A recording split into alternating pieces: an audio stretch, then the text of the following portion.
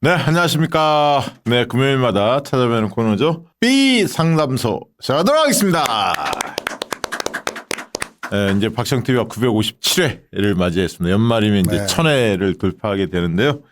날씨가 좀 쌀쌀해지고 있는데, 반면에 정치권의 소식은 훈훈합니다. 뜨겁습니다. 예. 이제 정권이 끝날 날이 얼마 안 남은 느낌이 드는데요. 네. 거의 뭐 결정타가 나왔죠. 네. 그리고 무엇보다 이제 소장님이 예측했던 트럼프. 네. 많은 분들이 막판에 해리스가 막 치고 올라온다, 네. 역전했다, 이런 게 이제 미국 언론이나 여론조사 기관들의 대체적인 분석이었는데, 네. 그래서 저도 개인적으로 트럼프가 당선되길 바란 것도 있고, 가능성이 높다. 그래도 가능성이 높다라고 계속 봤거든요. 네. 근데 이제 또 소장님이 또 오랫동안 그 네. 부분을 계속 그 말씀 주셔서, 오늘 소장님하고 이야기하는 거 굉장히 기대가 됩니다. 트럼프하고 윤석열하고 궁합이 잘 맞을까 이런 것도 좀 궁금하기도 하고요. 최악입니다.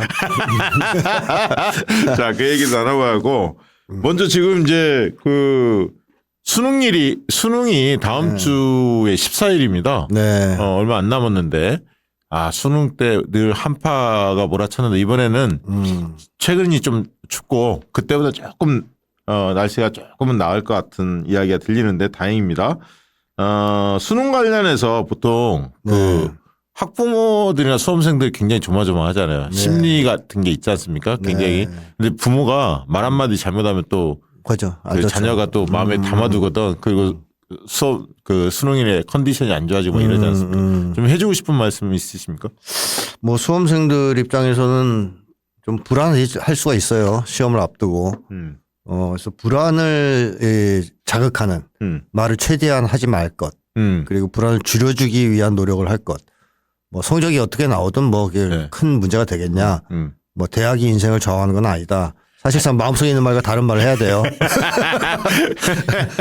그래야 부담이 덜하겠죠. 근데 어떤 분은 아예 말을 하지 말라고 하더라고요. 어떻게 말을 해도 그거를 고지것대로 안 듣기 때문에 만약에 못 봐도 다음에 재수하면 돼 이런 말이 오히려 상처가 돼요. 억지스럽게 할 필요는 없고 자연스럽게 대화하는 과정에서 그런 말이 툭툭 나가지 않게. 평상시 열심히 했으니까 너무 긴장하지 말고 그렇죠. 뭐 그런 정도의 이야기 정도. 그러니까 한국 부모들은 대학을 어떻게 가느냐, 어떤 대학을 가느냐에 따라서 인생이 결정난다고 보는 경향이 있어서 맞아요. 부모들이 더 불안한 경우가 많거든요. 근데 윤석열 봐보세요. 서울대 법대 간다고 잘 되는 게 아닙니다. 이상한 놈 되잖아요. 이준석은 하버드 나왔어요. 맞지. 그러니까 소용없다는 거죠. 네. 그래서 그런 거를 부모들이 자기의 불안을 자식들한테 전가시키지 않도록 그러니까 말을 한마디도 안 하지만 불안한 모습을 자꾸 보인다 부모가. 그러면 이제 자녀들은 영향을 받을 수 있지 않습니까? 그렇죠. 그래서 그냥 편안하게 마음을 가지시고 어차피 지금은 윤석열 때문에 공부도 안 될 때 아닙니까? 그래서 그냥 아이들을 최대한 편안하게 그냥 해주는 거 그리고 격려해주는 정도로 좀 했으면 좋겠습니다. 네. 저희가 야심차게 준비한 교육 콘텐츠 방송이 있는데 교육 백과사전이라고 있는데 아직도 모르는 분들이 상당히 많으시더라고요. 토요일마다 저희가 업로드하고 있는데 토요일 날 5시에 매주 공개를 하고 있습니다. 이번 주에는 사설 입시학원에서 난다긴다는 대표적인 두 분 모셨어요. 또 윤석열 정권한테 쓴소리 많이 하는 분들. 근데 이제 그분들 모시고 방송을 했거든요.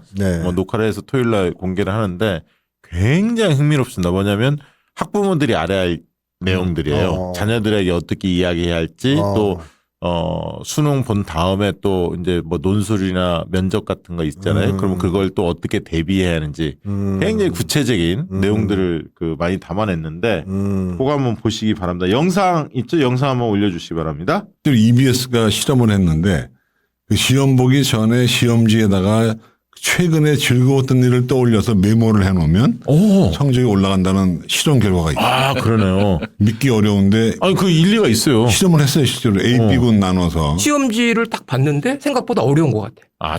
처음에 체감 난이도가 높게 느껴져. 확 진짜 긴장되지. 그렇죠. 이제 그때 이제 주문 한 가지를 준비하면 되는 거죠. 나만 어려운 거 아니다. 이 한마디가 상당한 힘이 될 수 있고요. 동그라미 표시는 체감 난이도로 이거 쉽게 풀리겠다. 그다음에 X는 모르겠다. 세모는 이거 좀 고민되는데 근데 이제 실제로 실전에서 시험 결과를 분석해 보면은요. X의 시간 낭비를 최소한으로 줄이고 친구 자녀가 수능 보잖아요. 똑같은 거 선물하잖아요. 맞아. 하시면 안 돼요. 그래요? 하지 말고 엿도 주고 막 떡도 주잖아. 수능 전에 하거나 한 달 전에 상품권 하나 주면서 얘 이거 가지고 얘 밥 먹이라고 하든가 엿 보내고 또는 뭐 떡 보내고 이런 거 하지 마세요. 네. 지금 말씀 들었다시피 수능 직전에 뭐 엿 보내거나 떡 보내거나 이런 거 하지 말아야 돼. 그런 것조차도 부담이라는 거야, 학생들. 야, 누구 뭐 이모가 떡 보내왔어, 인절미 보내왔어, 뭐 찹쌀떡 보내왔어 이런 것 자체가 부담이야. 그럴 수 있죠. 그래서 그런 내용들 그리고 수험생들이 알아야 할 내용들도 입시 전문가라 굉장히 콕콕 집어줬습니다. 꼭 보시기 바랍니다. 주변에 수험생들 다 있잖아요. 뭐 주변 누구 엄마, 딸, 아들 다 있잖아요. 친지분들도 다 있으니까 많은 분들이 토요일 방송 꼭 보시기 바랍니다. 5시에 공개합니다. 자, 미국 대선 이야기 가봐야 할 텐데 그 아사스가 이긴 게 아니라 트럼프가 압승을 했어요. 압승입니다. 어떻게 보셨습니까? 전국 지지율도 이번에 이겼죠. 그리고 뭐 경합줄 다 싹쓸이했습니다. 네네. 저는 일단 딴 거 다 떠나서 트럼프가 당선되면 윤석열이 괴로워할 것이라는 생각 때문에. 그렇죠. 우리는 그거죠. 고소해요. 그리고 이제 한반도 전쟁 일어날까 봐 위기가 좀 걱정이 있었는데. 줄어들 것 같다는 저는 거. 그랬어요. 돈보다는 평화다. 네, 맞습니다. 전쟁 터지면 돈이 무슨 소용입니까? 그러니까요. 어쨌든 저는 윤석열이 괴로워할 생각을 하니까 기분이 좋습니다. 저도 어제 기분이 되게 좋았어요. 들리는 말에 의하면 대통령실이 분위기가 안 좋았답니다. 그렇겠죠. 들리는 말에 의하면. 자, 근데 어쨌든 윤석열한테는 사실 굉장히 안 좋은 결과라고 봐야 되겠고요. 네네. 그 트럼프는 전 처음부터 사실상 우세했다고 봅니다. 계속. 그렇죠. 지배했죠. 캠페인에. 그리고 바이든이 중간에 낙마한 것도 그렇죠. 뭐 아니 게임이 안 되니까 내린 거 아니에요. 밀리니까 이제 교체한 건데. 그래서 해리스를 넣은 건데. 해리스는 급조된 인물이죠. 그렇죠. 역부족이었던 거예요. 준비가 안 돼 있었죠. 그래서 저는 미국 여론조사가 사실상 민주당 편향이 좀 있다고 생각합니다. 언론도. 맞아요. 근데 이제 이게 잘 봐야 하는데 추구조사 보니까 CNN에서 한 거 보니까 바이든에 대해서 지지한다는 게 굉장히 쉽게 우리로 치면 대통령 지지율이 41%가 나오고 비지지. 가 58% 맞습니다. 그러면 정권 심판론이 그렇게 강했다는 거예요. 그렇습니다. 경제 때문에 불법 이민자 문제 때문에 기존에 들어왔던 이민자들도 화딱지가 나는 거 너무 많이 들어오니까 그리고 이제 전쟁 터지니까 그렇죠. 거기에 돈 퍼붓고 그다음에 잘못하면 이게 세계 전쟁이 일어날 것 같은 걱정도 있고. 그렇습니다. 근데 이 부분에 대해서 바이든은 가만히 있고 아무것도 안 하고 트럼프를 바로 전쟁 중지시킬 것 같고 중단시킬 것 같고 그렇죠. 이 부분도 트럼프가 미치광이인 줄만 생각했지만 그런 걸 과단성 있게 해낼 것 같은 그런 느낌이 줬던 거 아닙니까? 맞습니다. 사실상 이번 선거를 좌우한 것은 민생이었다고 저는 봅니다. 민생이었죠. 뭐 미국에서는 계속 바이든 당선시키려고 경제 지표 좋다는 걸 좀 막 발표하고 그랬는데 이거는 지표고 그 일반 국민들이 체감하는 경제는 굉장히 안 좋았어요. 물가가 너무 높았다는 맞습니다. 거예요. 실업률도 높고. 물가가 너무 뛰었죠. 그래서 이 중하층 이하 사람들은 경제가 너무 안 좋다고 계속 이제 아우성을 치고 있었어요. 맞아요. 이래놓고 선거에서 이기기란 좀 어렵습니다. 그렇습니다. 그 투표율이 그 투표소마다 분석을 해보니까 트럼프 공화당이 전통적으로 우세한 지역 있지 않습니까? 거기 투표율이 훨씬 높았대요. 맞습니다. 그러니까 그만큼 전통적인 흑인들이나 히스패닉 이런 등등 민주당 지지층들이 결집이 덜 된 거예요. 맞습니다. 그래서 제가 볼 때 일단 거기서 실패했다. 그리고 말씀하신 대로 트럼프가 이 민생 파탄 문제를 바이든과 해리스의 실정, 특히 전쟁을 계속 도발하고 거기에 무제한적으로 돈을 퍼붓고 이민자를 무제한적으로 수용하고 하는 이런 쪽으로 초점을 맞춰서 공략한 것이 주요했다고 이제 봅니다. 그래서 저는 결국에는 이기긴 이겼지만 하도 이제 언론에서 떠들어대니까 격차가 좀 좁혀질 수는 있겠다는 생각을 했는데 막상 뚜껑을 열어보니 민심 위반이 역시 미국도 심각하다라는 걸 수 있었어요. 그것도 뭐 저기 흔히 말하는 남부 쪽만 조지아 뭐 이런 쪽만 그런 게 아니라 노스캐롤라이나 뿐만 아니라 펜실베니아 그 위에 위스콘신 뭐 등등등등 전반적으로 싹 압승을 했어요. 압승. 이번에 말이죠. 사실 그 민주당이 이 민생 악화 문제를 방치한 것하고 또 하나는 이스라엘을 엄청나게 지지했지 않습니까? 맞아요. 그것도 패착이야. 예, 그게 젊은이들 사이에서 네. 친팔레스타인 시위가 폭발했었잖아요. 맞아요. 대학가를 중심으로. 해리스 남편이 그쪽이잖아요. 유대. 네. 그러면서 이제 해리스는 강경 발언을 막 했단 말이죠. 네, 네. 그러면서 젊은 층이 이번에 대거 트럼프를 찍었다는 얘기가 있습니다. 물론 트럼프도 이스라엘은 지지하는 입장인데 그 정도는 아니죠. 그 정도는. 예, 해리스가 더 이제 심할 그렇죠. 거라고 보는 것 같죠. 네. 그 다음에 이슬람 주민들의 이탈도 커요. 이슬람의 영향을 받는. 그러겠네요. 그 사람들은 당연히 네. 친이스라엘 지지를 하고 있는, 지원을 하고 있는 해리스를 반대하겠죠. 그렇죠. 그렇죠. 그러니까 쉽게 얘기하면 자기들 지지층을 분열시킬 수 있는 짓을 많이 했다. 그러니까. 민주당이. 그리고 해리스 자체의 경쟁력도 좀 취약한 게 있죠. 그렇죠. 뭐, 그러니까 핵심 이미지라고 하는데 네, 뭘 잘할 것 같은 기대감이 그렇죠. 뚜렷하지가 않은가. 맞습니다. 반 트럼프야. 그냥 반 그렇죠. 트럼프. 그거밖에 없죠. 네. 그리고 바이든 아바타 이미지를 벗어나지 못한 것도 있고 예. 그다음에 또 하나는 흑인 여성 아닙니까? 그렇죠. 그게 한계가 있죠. 이 한계가 있어. 이거 뚫으려면 정말 강력한 어떤 자기 정체성이 있어야 되거든요. 그러니까 미셸 오바마 정도의 뭐 파워. 카리스마 그렇습니다. 그런 게 있어야 되는데 그게 없으니까 이번에 백인 남성들 대거 지금 트럼프를 찍었다라는 얘기가 나오고 있단 말이죠. 근데 사실 미국은 이 국내 문제, 불평등 문제가 사실 근본 문제지 않습니까? 그렇죠. 미국이 지금 경제 성장을 아무리 해봐야 불평등이 너무 심해서 서민층들, 중상층 이하의 서민들은 체감을 못해요. 네, 다 이게 부자들한테 가니까. 예. 그래서 이 근본 문제인 불평등 문제를 해결을 안 하다 보니까 사람들 사이의 갈등, 분열 이게 너무 심하고 예. 이게 양당 정치를 매개로 예. 엄청나게 폭발하고 있는 거거든요. 이게 중요한 문제야. 사실은 근본은 불평등 문제라는 거죠. 그게 이제 민주당이 상대적으로는 공화당에 비해서 좀 진보적이면 네. 그걸 손댔어야 되는데. 그렇지.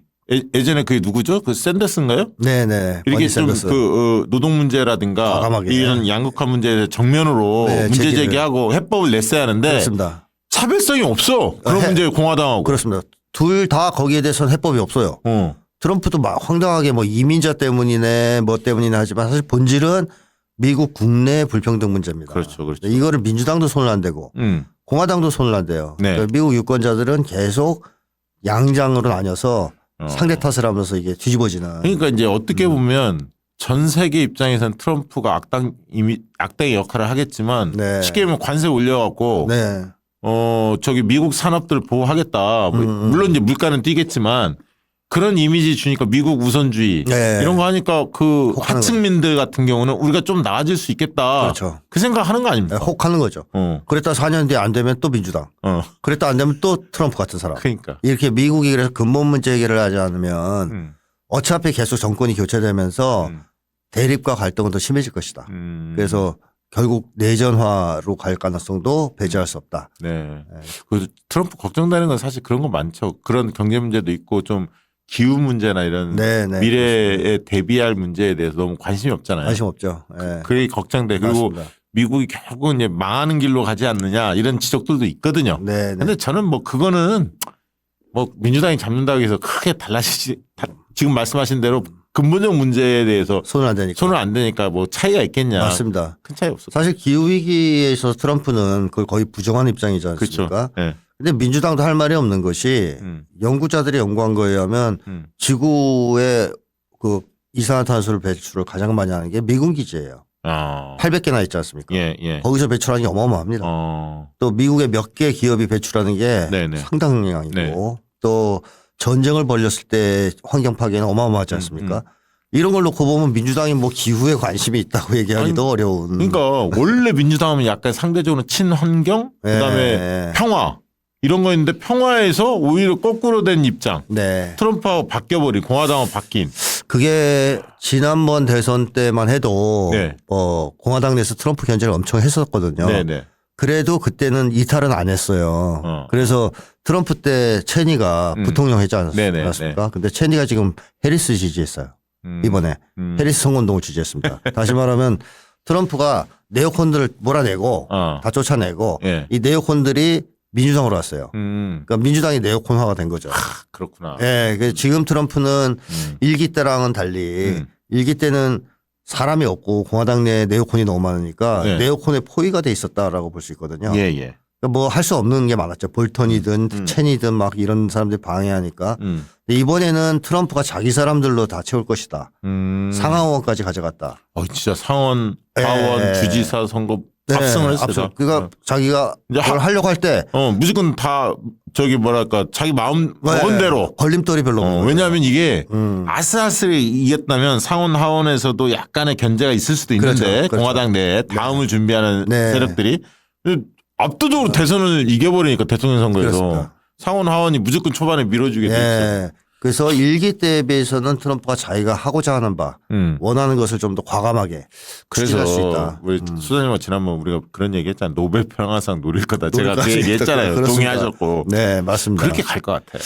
트럼프가 북미 회담에 대해서 거의 한이 맺힌 사람 아닙니까? 네, 네. 그래서 전 당연히 추진할 거라고 봐요. 네.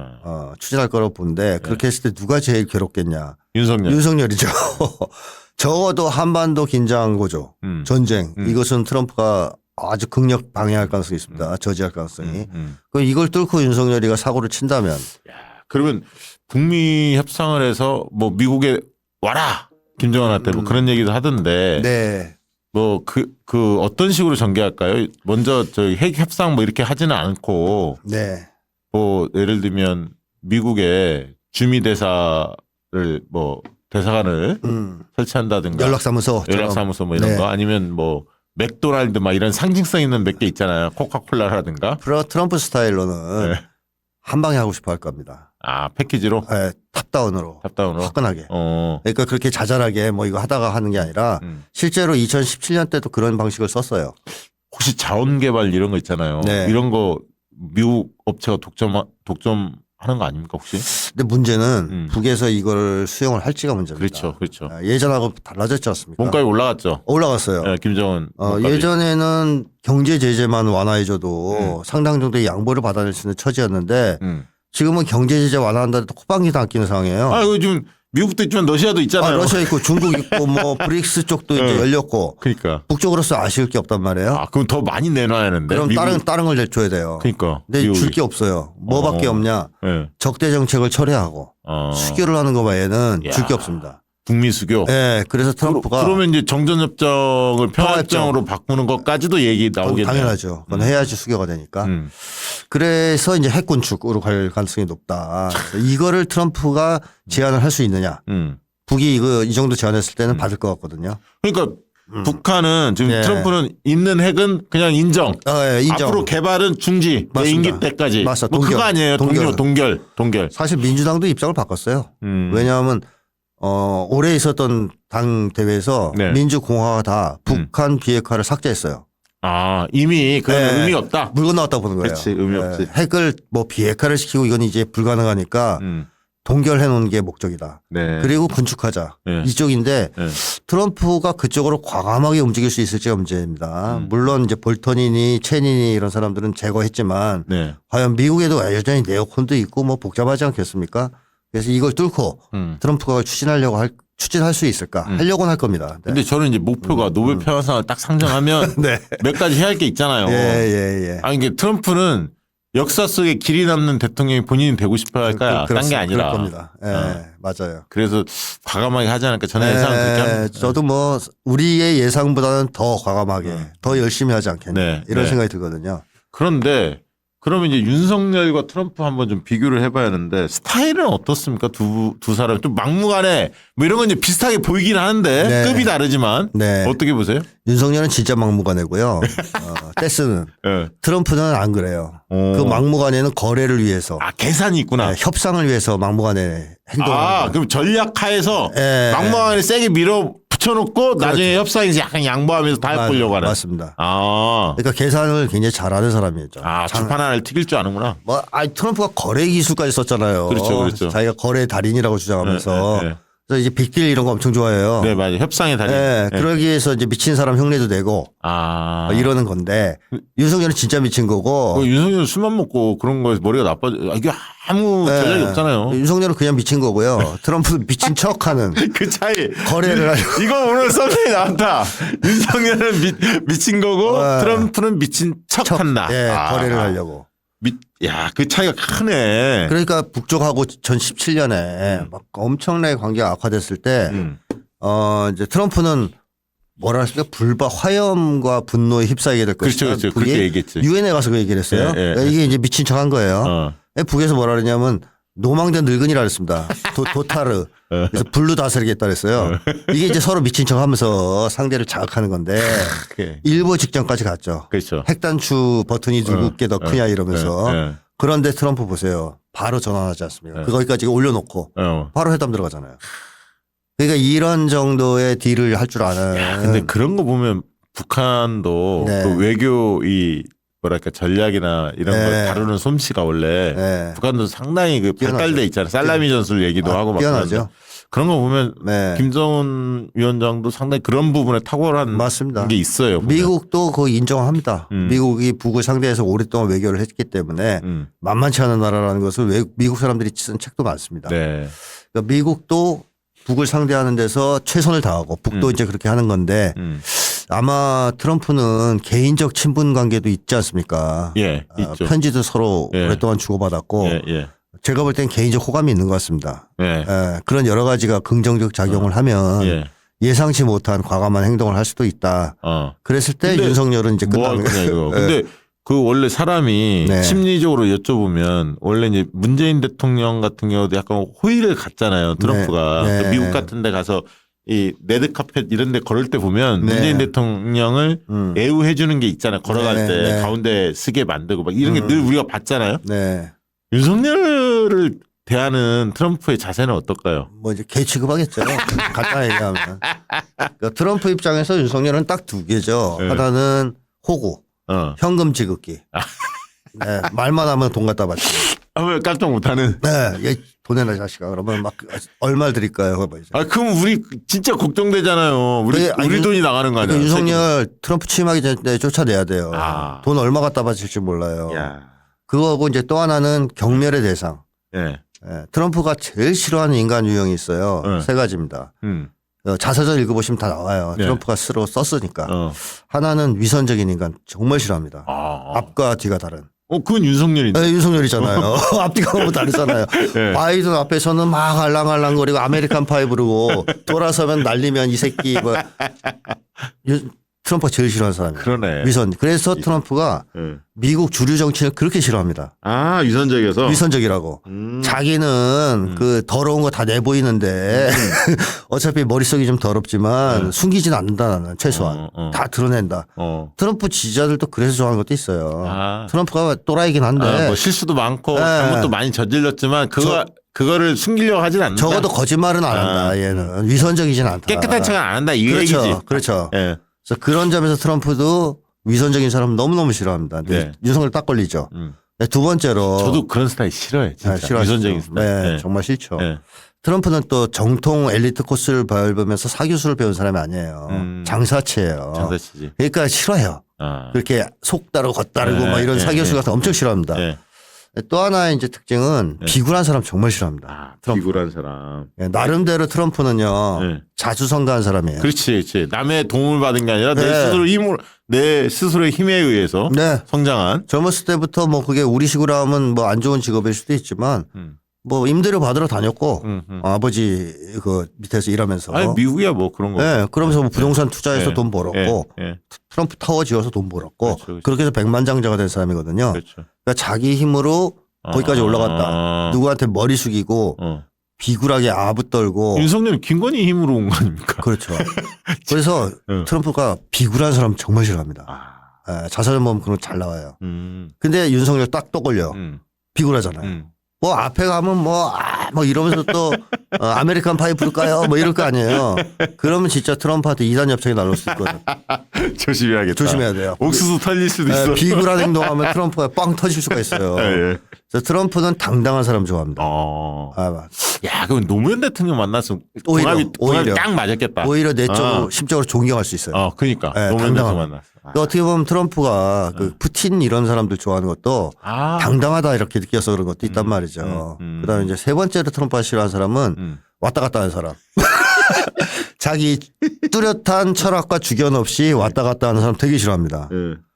트럼프는 이념 지향성이 굉장히 약한 사람이에요. 이념성이 약해요. 그러니까 극우 파시스트라고 얘기하지만 그건 몰라 무식해서 그런 거고 트럼프가 네. 사실상 혼재돼 있어요 머릿속이. 그러니까 이 사람은 장사꾼이라서 이념을 중심에 놓고 세상을 바라보지 않습니다. 돈과 이익을 중심으로 바라봅니다. 그렇지. 이익을 중심으로. 네. 근데 자기가 네오콘이나 금융자본과는 거리가 있기 때문에 네. 그쪽 이익이 아니라 네. 산업자본이나 자기 이익을 중심으로 바라볼 뿐이에요. 그래서 이익 중심으로 보기 때문에 오히려 이념에 대해서는 되게 유연한 편이에요. 그러니까 이 사람은 나하고 이념이 같냐 안 같냐 이걸 따지지 않아요. 뚜렷한 자기 철학과 주견이 이념대로 중요하게 생각합니다. 아까 이제 당당함과도 연결되겠죠. 네. 그래서 그게 없이 계속 헛소리하고 왔다 갔다 하는 사람 있죠. 네. 정말 싫어합니다. 주견이 없는 사람. 기회주의적인 사람. 유승을 떠올려요 이게. 트럼프가 싫어하는 3가지 유형에 다 포함돼요. 완벽하게 갖췄어요. 그걸 높은 수준에서. 구함이 안 맞죠. 당연히. 그러니까 약간 이제 지금 말씀하시는 거 보면 약간 카리스마 있는 그런 리더십 중에 좀 뭐랄까 예를 들면 자기 생각이 좀 분명하고 네. 일관성이 있고 맞습니다. 뭐 이런 사람들 좋아한다는 거죠. 당당하고 뭐 강자 앞에서 머리 조아리지 않고 배포 있고 배포가 좀 맞는 사람들끼리는 좋아하고 그런 네, 사람 맞습니다. 상대를 맞습니다. 그렇지 않은 사람들에 대해 잔머리 굴리는 사람은 아주 싫어요. 아주 싫어합니다. 차라리 이재명 대표를 만나면 이재명 대표 통할 것 같은데. 통할 수 있어요. 네. 오히려 네. 처음에는 네. 껄끄러워할 수 있지만 네. 시간이 가면 갈수록 네. 통할 수도 있어요. 그리고 뭐 그런 얘기도 있잖아요. 검사 출신들 싫어한다는 얘기도 있잖아요. 본인이 하도 걸려들어갖고. 네. 그래서 저 윤석열도 싫어할 거다 뭐 이런 얘기도 있던데. 근데 일단 윤석열은 트럼프 보는 순간 네. 그 표정만 봐도 싫어할 겁니다. 비굴한 표정 아니에요. 이거 첫 인상이 굉장히 중요하잖아요. 사람 네, 딱 봤을 네, 때 그 네. 기운이나 그럼요. 이 느낌이 있잖아요. 그럼요. 예를 들면 문 대통령은 조금 선한 이미지가 있잖아요. 사람이. 네. 좀 A 바르고 뭐 그런 인격자로서의 느낌이 네, 있거든 문재인 네. 대통령은. 그리고 아까 김정은 위원장 같은 경우 지금 말씀하신 대로 좀 당당함 뭐 이런 게 있단 네. 말이야. 맞아요. 이게 트럼프가 봤을 때는 적어도 싫어하는 유형은 아니라고. 맞습니다. 근데 윤석열 딱 보는 순간 다 싫어. 마음에 드는 게 하나도 없는. 저는 진짜 그 윤석열이 네. 트럼프를 만나면 네. 거의 밥일 거라고 생각합니다. 머리도 나쁘잖아요, 거기다가. 네. 그러니까 막 그냥 트럼프가 쥐고 흔들면서 네. 온갖 모욕을 주되 빼먹을 건 다 빼먹을 수도 있다. 그러니까 이게 방입이 네. 이것 때문에 걱정이 또 관세 너무 세게 불릴까봐 네, 네, 그런 네. 게 걱정이고 뭐 실컷 바이든하고 뭐 해놓은 거 있잖아. 다 엎어질 거 아닙니까? 엎어질 가능성이 많죠. 어. 대미 협상력 측면에서 윤석열은 절대로 그냥 놔두면 안 됩니다. 트럼프 시대에. 이재명 대표 정도가 돼야 그러니까 빨리 교체하는구나. 관세 문제도 잘 해결하고 예. 방위비도 적극적으로 야 그럼 나가 이래야 되거든요. 예. 그렇게 데려가고 싶으면 데려가. 예. 그래야 트럼프가 안 받겠다 그러는 거지. 얼마 드려야 됩니까? 이러면 윤석열처럼 부르는 대로 줘야죠 뭐. 그러니까 이제 우리에게 위협 요인이 분명히 꽤 있어요. 트럼프가 등장한 것이. 그러나 득도 많다. 아까 득도 특히. 있습니다. 득도 저는 그게 뭐 이용할 측면 많습니다. 많죠. 우리가 진짜 어떻게 하느냐에 따라서 저는 뭐 더 경제적으로는 어려움이 있지만 평화적인 거나 여러 가지 윤석열을 또 코너에 몰아넣을 수 있는 네. 이런 측면에서 본다면 트럼프 당선이 더 의미 있다. 네. 지금 뭐 그렇게 봅니다. 트럼프는 러시아하고 북한은 화해를 추진하려고 할 것이고 중국만 이제 압박하려고 할 텐데요. 그렇죠. 경제적인. 그래서 이제 중국이 좀 이제 지금 긴장하고 있죠. 예. 네, 그것도 트럼프는 군사적 방법보다는 경제적 방법을 선호합니다. 그러니까 전쟁 같은 거는 별로 안 좋아해요. 그리고 또 일본을 그렇게 뭐 이렇게 한국보다 위에 막 놓는다는 네. 이런 것도 별로 없잖아요. 그런 거 없어요. 같이 다 미치지 뭐 네. 여기를 수직적으로 또 다 나눠서 이렇게 그런 생각도 없잖아요. 그래서 이번에 이시바 시게루가 그 얘기를 했어요. 트럼프 당선 때를 절호의 기회를 이용해서 우리가 미국의 그늘에서 벗어나야 된다고. 얘를 아는 거죠. 트럼프 성향을 이용하려고. 일본도 미국에서 끌려다녔지 않습니까? 네, 계속 예. 플라자 합의로 한번 된통 당했고 이런 거를 이번 기회에 털자. 트럼프 때 이게 지금 이시바의 생각이란 말이에요. 그 기사가 나왔더라고요. 네네. 그런 걸 봤을 때 한국도 이 기회에 이용할 걸 충분히 이용해야 된다. 그러니까 주한미군 관련해서도 뭐 트럼프는 이제 그거 가지고 이제 돈 뜯어내려고 하는 거 아니에요. 맞습니다. 주한미군 뭐 그럼 병력을 줄이든가 예를 들면 이게 막 좀 세게 나가줘야 협상이 그렇죠. 되는 거지. 그렇죠. 짤짤짤 메고 있으면 맞습니다. 아니 돈을 내놔라 이놈아 기지 사용료 이렇게 나가야지. 그치. 그래 협상이 되지. 맞아요. 그 용산 기지 그 환경오염 그거 복원시키는 데만 해도 돈 우리 돈 다 들지 않습니까? 그렇습니다. 그래서 윤석열이가 되면은 바지가랑이 붙잡고 제발 뭐 빼지 마세요 이럴 거 아닙니까? 네. 그러면 뭐 트럼프가 부르는 게 돈인 그 값인 거죠. 네. 그래서 윤석열처럼 호국을 놔두면 나라를 털어먹을 것이다. 아이고 걱정입니다. 그리고 러시아하고 관계도 개선할 텐데 네. 트럼프가 예. 그럼 우리도 대러시아 적대 정책을 취할 이유가 없지 않습니까? 그렇죠. 이거 지금 우크라이나 빨리 끝내고 네, 정리해야 돼요. 정리하고 러시아하고 관계 회복. 과거처럼 네. 관계 회복하고 그렇죠. 협력할 게 많죠. 맞습니다. 그래서 다변화해야 됩니다. 맞아. 수출 영역을 뭐 미국하고 이런 데만 의존할 게 아니고요. 그 동남아 이런 데도요. 그럼요. 문재인 대통령 시절에는 굉장히 관계가 좋아서 네네. 뭐 거래가 활발했고 이미지도 좋았는데 지금 뚝 끊겼죠. 뚝. 그렇죠. 그 러시아, 브릭스 쪽, 동남아 쪽 이렇게 다 열어야지 수출을 하는 나라인데 예, 예. 왜 미국하고 이런 데만 일본만 바라보고 네. 올인합니까? 그러게 말이에요. 예. 자, 이재명 대표 재판이 다음 주인데 그 관련해서는 혹시 어떻게 보고 계세요? 그거 자꾸 생중계하자고 하는 거 보니까 저놈들이 뭐 노림수가 있는 건데 이미 뭔가 저쪽 재판부 쪽을 음, 장악한 거 아니냐. 걱정이 있죠. 의심이 좀 되죠. 의심이 되죠. 왜냐하면 생중계했을 때 무죄 선고 나오는 거를 네. 혹시라도 예상한다면 하자는 얘기 못 할 것 같거든요. 예, 예, 근데 분명히 유죄가 나올 거라고 얘들이 예측하는 것 같아요. 예, 그러니까 하자고 자꾸 그러는 예, 거죠. 예. 그 순간을 전 국민한테 알려서 이재명 대표의 치명적인 타격을 주자. 이게 이제 목적이 이제 하나가 있을 수 있고 예. 또 한 가지는 만약에 그런 게 없다면 재판부를 사전에 작업을 해놓은 게 없다면 압박이거든요. 압력. 야 이재명 판결 제대로 해라. 그렇지. 101만 원 때려라.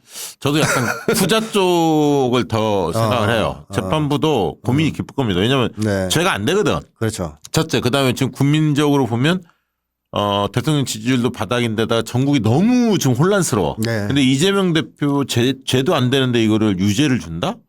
그러면 나라가 더 국론이 분열되고 이게 저 소용돌이로 빠지는 거 전국이 그런 네. 거를 원래 헌재 같은 데에서는 대법원이나 헌재나 이 법조 쪽은 좀 그런 거를 좀 싫어하는 경향이 있거든요. 네. 어느 정도의 그 사회가 좀 안정적으로 유지될 수 있는 걸 늘 정부적으로 고민하거든. 네. 그래서 저는 그런 면에서 작업이 세게 들어갔다 이렇게 보지는 않고 그거를 오히려 유도하는 거 아니냐 이거야. 언론 플레이를 통해서 부담을 주면서. 부담을 주면서. 네. 그렇다면 만약에 재판부가 그 짱구가 아닌 이상 네. 돌아가는 흐름을 보면 윤석열이 이제 끝났지 않습니까? 그렇죠. 그렇죠. 근데 미쳤다고 그거를 그러면 그 압력에 굴해서 102만 원 때려서. 아니 그러니까 어제 발표된 여론조사 보더라도 MBS 같은 경우 전국 지표조사가 용산에서 제일 좋아하는 조사인데 네. 그 조사에서도 19% 찍었어요. 22에서 3%포인트 빠졌거든요. 네. 근데 중요한 거 중도층에서 9%야. 중도층이 9%. 진보층이 7%인데 중도층이 9%. 그러면 네. 이거 끝난 거 보수층 일부만 남은 거예요. 맞습니다. 보수층도 떨어지고 있는 거 아닙니까? 그렇습니다. 지금 계속. 네. 그래서 이런 상황에서 재판부가 현명한 판단을 해야 되죠. 네, 알겠습니다. 윤석열 담화가 어제 오전에 10시에 있었는데 저 직접 생방송 저는 봤습니다. 그 아까운 시간 2시간 20분 방송 하려면 안 볼 수가 없어서 인내심을 가지고 참을 진짜 세게를 새기면서 그렇죠. 봤는데 고구마 진짜 한 20개 먹은 느낌, 체한 느낌도 나고 그 뭐랄까 뿔이 나더라고. 네, 어떤 분들은 그 혈압약 먹었다는 분들도 그러니까 계시고. 진짜 열받아갖고 네. 이 인간이 정신 못 차렸어. 네. 예. 그리고 나름대로 지지율을 올리려고 기획을 한 것 같은데 사람들 마음에 염장만 치른 지지율 더 까먹는. 저는 사실상 윤석열에 대한 믿음이 있었습니다. 기대와 믿음. 그럴 줄 알았다. 해낼 것이다. 윤석열이 뭔가. 지금 탄핵의 불길이 서서히 타오르고 있지 않습니까? 윤석열이 최소한 기름은 부어줄 것이다. 여기다가. 그런 믿음. 근데 봤더니 이 핵폭탄을 던졌어요. 얘가. 그래서 야 역시 윤석열이야. 이제 마지막엔 대미는 윤석열이 스스로 장식하는구나.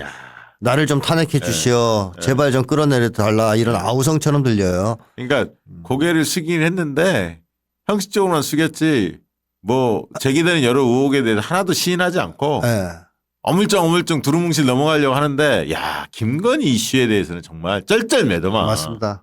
그리고 담화문에 반성하는 대목 딱 네 줄밖에 없어요. 나머지 다 지 잘났다는 얘기밖에 없어요. 전 정권 탓, 야당 탓.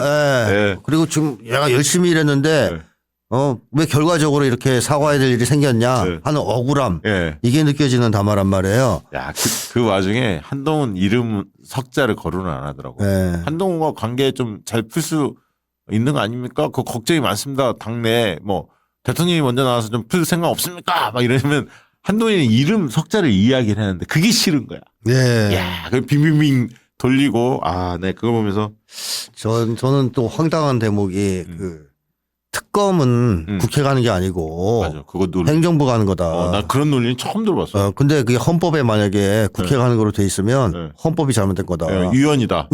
아니 헌법이 잘못됐대잖아요. 삼법 분립 정신에 위배된다 이런 표현 쓰고. 야, 그다음에 또 하나 또 황당한 것은 그래서 야당이 막 주장하는 정치 선동이라는 거예요. 나 무조건 못 받는다. 국정농단 얘기도 국어사전이 잘못됐다. 그래 맞아 그거.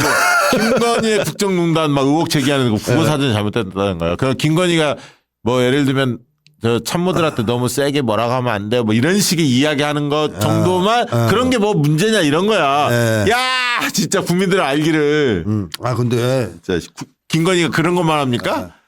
모든 걸 관여하지 지금? 이 정도면 좀 심각한 거예요.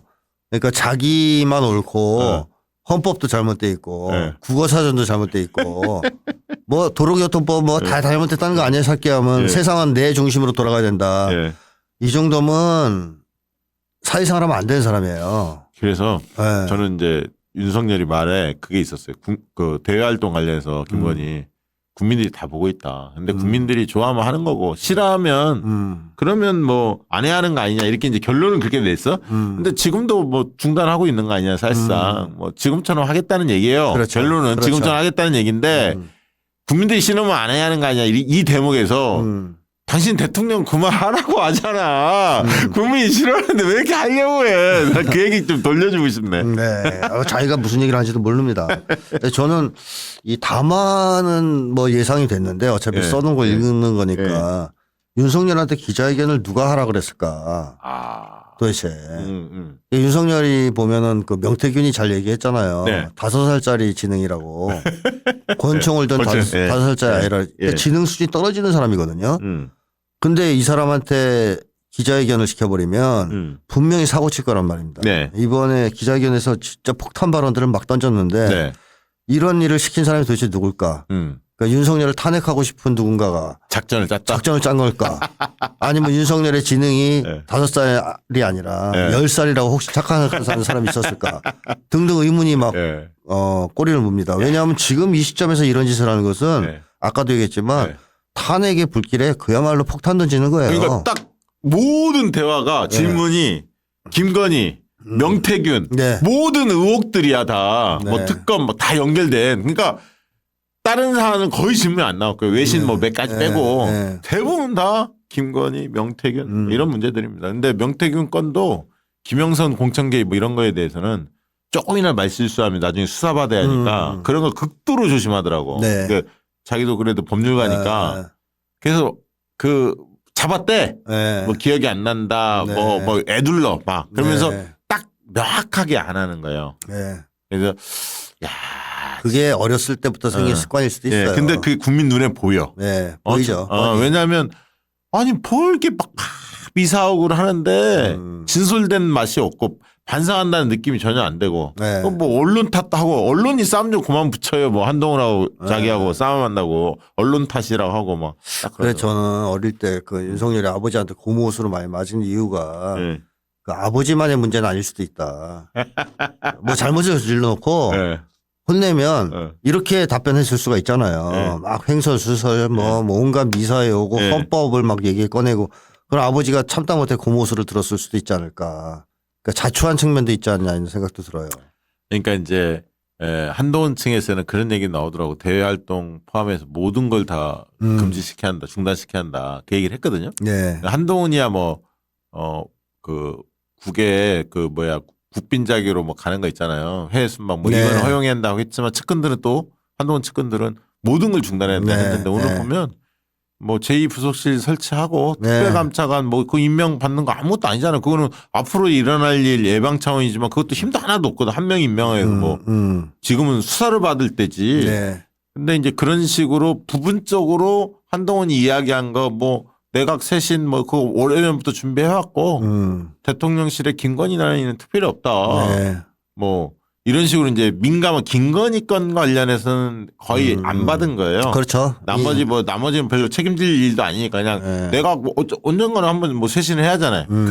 쇄신을 따라 교체를 하게 돼 있고 대통령실도 일부 늘 교체하니까 뭐 그런 걸로 퉁친 건데 진정성이 전혀 안 느껴져요. 그래서 없죠. 국민의힘 한동훈이 어떤 발언을 할까 그것도 좀 궁금해요. 자, 제가 볼 때 보수층은 머리 싸맸을 것 같습니다.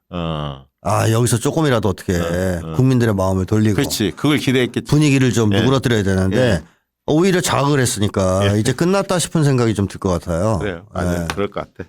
자, 이런 와중에 이제 촛불 집회가 본격화되고 있습니다. 11월 2일 지난주에 뭐 최대 30만, 네. 최소 10만 이상, 뭐 골목골목 다 사람들이 들어섰는데 그런 분들까지 하면 최소 2, 30만은 무조건 된다. 이게 이제 참석자들의 이야기고요.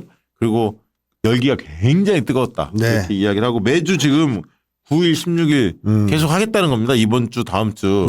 이번 주는 다른 야당들하고 같이 하고 16일엔 또 조국 혁신나우도 하고 뭐 계속 계획이 잡혀 있더라고요. 그리고 또 국회 아래 로텐돌에서는 철야 농성을 민주당 의원들이 돌입했죠. 화요일부터. 어떻게 보고 계십니까? 저는 아까도 얘기했지만 탄핵의 불길이 타오르고 있다. 이미. 이런 거대한 중앙적 집중 집회가 아니라 지방이나 지역에서 하는 작은 집회에서도 엄청난 열기들이 있다고 지금 얘기들을 하거든요. 그래서 너무 사람들이 적극적이고 쉽게 하면 화가 나서도 이제 참을 수 없는 수준이다. 이런 걸 이제 느낀다라고 얘기하고 또 국민투표 추진하시는 분들도 엄청 반응이 좋아서 그거를 또 대학가에서 하는데 왜 부산 지역에서는 학교에서 못하게 막고 있고 열이 받아갖고 그런데 지금 대학가의 분위기가 심상치 않은 게 교수님들이 시국선을 여러 곳에서 계속 확산되고 있어요. 본물 터지듯이. 이건 87년 느낌이야. 그렇습니다. 분위기가 확실히 뜨고 있어요. 그러니까 여기서 결정타만 있으면 되는데 윤석열이 해준 거죠. 어제 담화로. 이제 담화로 이제 나와라 거리로 이제 나를 더 이상 이대로 놔둘 거냐. 나를 좀 어떻게 해다오. 야, 이게 이럴 때 원래 꼭지를 종교계가 따주거든요. 과거에 이럴 때 보면 천주교 성당 막 이런 데서 막 이렇게 하잖아요. 플랜카드 걸어놓고 맞습니다. 뭐. 근데 법륜 스님 정토에 법륜 스님도 영향력이 굉장히 세시잖아요. 한반도 정토에 하면서 한반도 평화, 통일 이런 거를 늘 이야기하는 그런 어떤 그 종교 집단인데 이재명 대표가 만났어요. 종교계가 좀 나서야 하는 거 아니야. 심사숙고하겠다, 고민하겠다. 그래서 좀 전체적으로 느낌이 좋아요. 기자회견 보셨으니까 이제 또 이제 상승할 것 같아. 법륜 스님도 보면서 충격 좀 많이 받으셨을 거예요. 안 되겠다 이거. 안 되겠다는 생각을 좀 굳히게 만드는 계기였다. 그렇게 보기 때문에 앞으로 이게 활활 타오르면서 하나로 합쳐질 수 있지 않을까. 그러니까 지금 이 야당 집회만 지금 30만이 모인 건데 시민운동단체들도 있습니다. 그렇죠. 촛불행동을 비롯해서 거기까지 합쳐지면 뭐 민노총 뭐 다 합쳐지면 50만 100만 내는 거죠. 되는 겁니다. 순식간에 내는 거예요. 순식간에. 그게 한두 번만 있으면 끝나는 거 아닙니까? 그러니까 지금 이제 시민사회도 여러 갈래가 있었지만 지금 모으려고 하는 것 같고 이제 빨리 모아줘야 하고 민주당 중심으로 야당도 좀 이 집회는 다 같이 참여하고 이러면서 진짜 50만 100만 집회를 빨리 만들어요. 전 담화를 기점으로 다 정리될 것 같아요. 마음이. 역시 결자해지 윤석열. 윤석열은 안 된다. 뭐 조중동이고 뭐네 다 이제 내려놓고 이렇게 내려오게 하자. 가만 놔두면 안 되겠다. 이쪽으로의 어떤 국민적 합의 이런 것은 만들어졌다고 봅니다. 그러니까 원래 사과의 포커싱이 맞춰진 담화 같은 경우는 이 두갈씩과 말이 길면 안 되잖아요. 맞아요. 짧게 딱 죄송합니다. 고개 딱 숙이고 그렇죠. 짧게 이야기하고 앞으로 국민들이 걱정하지 않도록 더 노력하겠습니다. 뭐 예를 들면 짧게 끝내고 딱 끝나야 하는데 왜 막 자기 자랑하고 아이고 참 담화만 보면 다 지자랑이에요. 아이고 나는 열심히 했다. 나는 그 얘기 나왔어. 고3 수험생들보다 자기가 더 열심히 했다. 인수위 시절에 고3 때보다 더 바빴다. 고3들도 지금 열받았을까 이 얘기 들으면. 그리고요 고3 때 공부한 걸 바빴다고 안 합니다. 이게 5살 아이 나는 얘기지 아니 그러면 저는 어릴 때 바빴어요. 노느라고. 동네방네 뛰어다니면서. 아, 그래, 그렇지요. 그때 그랬어야죠. 그걸 바쁘다 그래요? 고3 때 공부한 게 뭐 바쁜 거예요. 그게 열심히 그냥 공부한 거지. 바쁜 거는 일할 때, 뭐 자기 활동을 할 때, 그럴 때 바쁘다는 얘기를 쓰는 건데 윤석열의 지능이 너무 낮아요. 이런 얘기를 하는 거 하나를 보면. 그래서 저는 기자회견 시켰으면 안 된다고 봅니다. 그러잖아. 그 한동훈은 어떻게 할지 모르겠어요. 왜냐하면 윤석열한테 그렇다고 대들기도 못하지. 뭐 저 가만히 쭈그려 앉아 있기는 지지율이 팍팍 떨어지고 존재감도 없지. 한동훈 어떻게 해야 합니까 거기? 한동훈 원래는 뭐 당연히 싸워야 되는 건데 못 싸우니까 자기 잘못이죠 다. 자기가 자기 목을 죄는 거죠. 정치를 할 생각이 별로 없는 사람 같기도 하고요. 그냥 사진이나 찍고 돌아다니면 딱 맞을 것 같은데 참 너무 까면 안 됩니다. 그러니까. 저는 이준석이 한동훈을 친 게 예사롭지 않은 것 같아요. 이제 같은 편 먹기 어렵다. 그동안 사실 한동훈 되게 띄워주고 그렇죠. 사실 또 부추겼어요. 윤석열하고 좀 싸우라고. 방법도 알려주고. 근데 참다 열받으니까 이제 원균이라는 거 아니에요. 원균 같은 잘 돼야 브루투스. 이준석이 그 정도면 이제 보수 세력이 한동훈은 차기 대권 주자는 좀 어렵지 않냐라고 이미 판단하고 있는 거 아니냐. 너무 애가 싸움을 못하니까. 야 그러면 조중동도 딜레마에 빠지네요. 한동훈 띄우려고 한 거잖아요. 그렇습니다. 지금까지는. 계속 띄우려고 했잖아. 안 떠요. 이제 또 오세훈 불러들이나? 그럼 어떻게 하지? 오세훈이든 누구든. 근데 저는 기본적으로 단독 집권은 어렵다고 지네들도 생각할 것이기 때문에 보수 대연합 같은 걸 추구할 가능성이 그러니까 걔네들이 그때 그 소장님 늘 이야기하는 뒷배 미국 뭐 이 얘기도 하는데 조중동이 이준석 잘 안 까죠. 그렇죠. 잠깐만. 딱 관리하는 느낌이죠. 네, 맞습니다. 그래서 원래 뭐 플랜은 이준석도 대통령을 시키려고 했다는 얘기도 나오는데 이준석도 지금 어려워졌어요. 지금 명태한테 맞이 갔어요. 명태한테 맞아가지고 잘못 먹어서 균이 이제 침투했잖아요. 두고도 계속 나올 거예요. 이준석은. 그래서 이준석도 좀 어렵고 그동안 보여준 걸 봤을 때. 그러니까 인물 중심으로 승부를 해서는 자기들이 재집권 못합니다. 따라서 보수대연합이라는 강력한 정치 질서의 재편, 옛날 신한국당 만들듯이 이런 정도의 재편을 꿈꿀 거라고 생각합니다. 성공하냐와 그래서 상관없이. 저는 뭐 그 얘기는 했어요. 최근에 그 다시 그 2017년 그 촛불의 흐름을 우리가 올라타려면 그 민주당이 세 가지를 좀 해야 하는데 특히 이제 두 가지 강조하는데 하나는 담대한 비전을 좀 내야 한다. 새로운 세상을 만들 수 있다는. 그게 없어졌다. 2016년, 17년 활 타오르다가 문재인 정부가 잘한 것도 있지만 잘못한 것도 많이 있었기 때문에 기대가 꺾였거든. 근데 지금의 민주당을 보면 그런 담대한 변화를 주도할 것 같은 느낌을 확신을 아직까지는 못 주고 있어서 과감한 개혁, 세상을 어떻게 바꾸겠다. 이재명 표의 뭔가 그 그림, 청사진, 비전을 확실히 내야 한다. 그리고 뭔가 승리하는 싸움을 우리가 거둬야 이게 기폭제가 되는데 그거는 바로 김건희 특검일 수밖에 없다. 어떤 시기든 200명을 저기 설득을 해서 압박을 해서 왜냐하면 국민의힘 쪽에서 보면 조경태나 이런 애들이 국민 담아보고 마음에 안 들면 자기는 특검 찬성하겠다 이렇게 입장들을 밝히고 있거든요. 그들을 최대한 설득해서 어떻게든 통과시켜내야 한다. 그런 생각이 듭니다. 그러면 진짜 끝내는 거거든. 딱. 그래서 그런 정치력, 투쟁력도 중요하지만 정치력 중요하고 그런 비전을 제시하는 것을 함께 좀 준비해 주셔야 한다. 그래서 저는 일단 반 윤석열 국민 전선을 민주당이 주도적으로 만들어야 되고 지금 각계로 대중항쟁을 하고 있는데 그걸 모아야 되고 하나로. 그다음에 말씀하신 대로 비전 제시를 해야 되는데 지금은 많은 걸 갖다 떠들면 안 되고요. 한 5개에서 10개 사이로 딱 명시해서 던져야 된다. 나는 사실 불평등에 대해서 아까 그 키워드는 여전히 한국 사회도 미국 못지않게 한국 사회도 중요한 문제고 확 던져야 하는 거고 기본 사회 이런 거 이제 전면화시킬 필요가 있는 거죠. 그런 거 한반도 평화에 대한 비전이라든가 이런 것들을 한 10개로 압축하든가 아니면 한 5개만 압축해야 된다. 그러니까 뭐 청년들의 힘을 확실히 줄 수 있는 거. 그렇잖아요.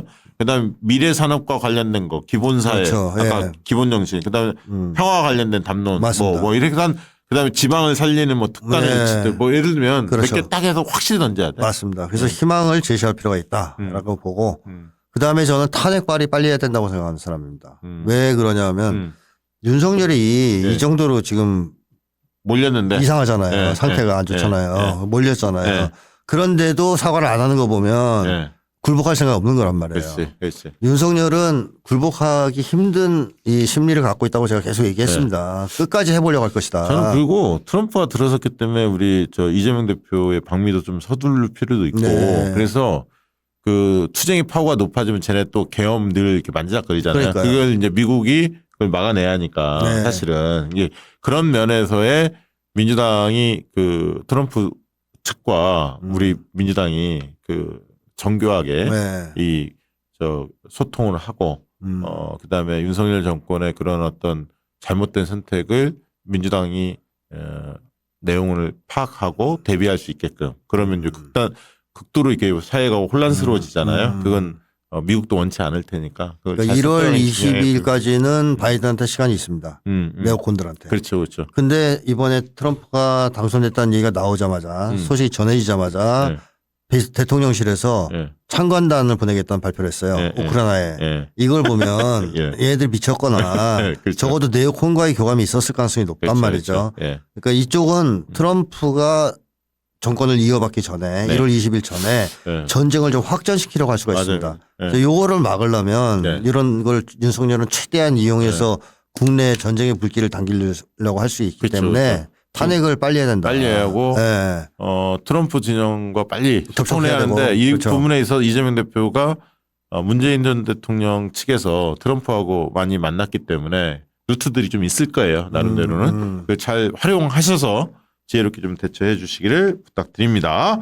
자, 그리고 아까 초에 말씀드렸습니다만 이번 주 그러니까 내일이죠. 토요일 날 5시에 저희가 5시에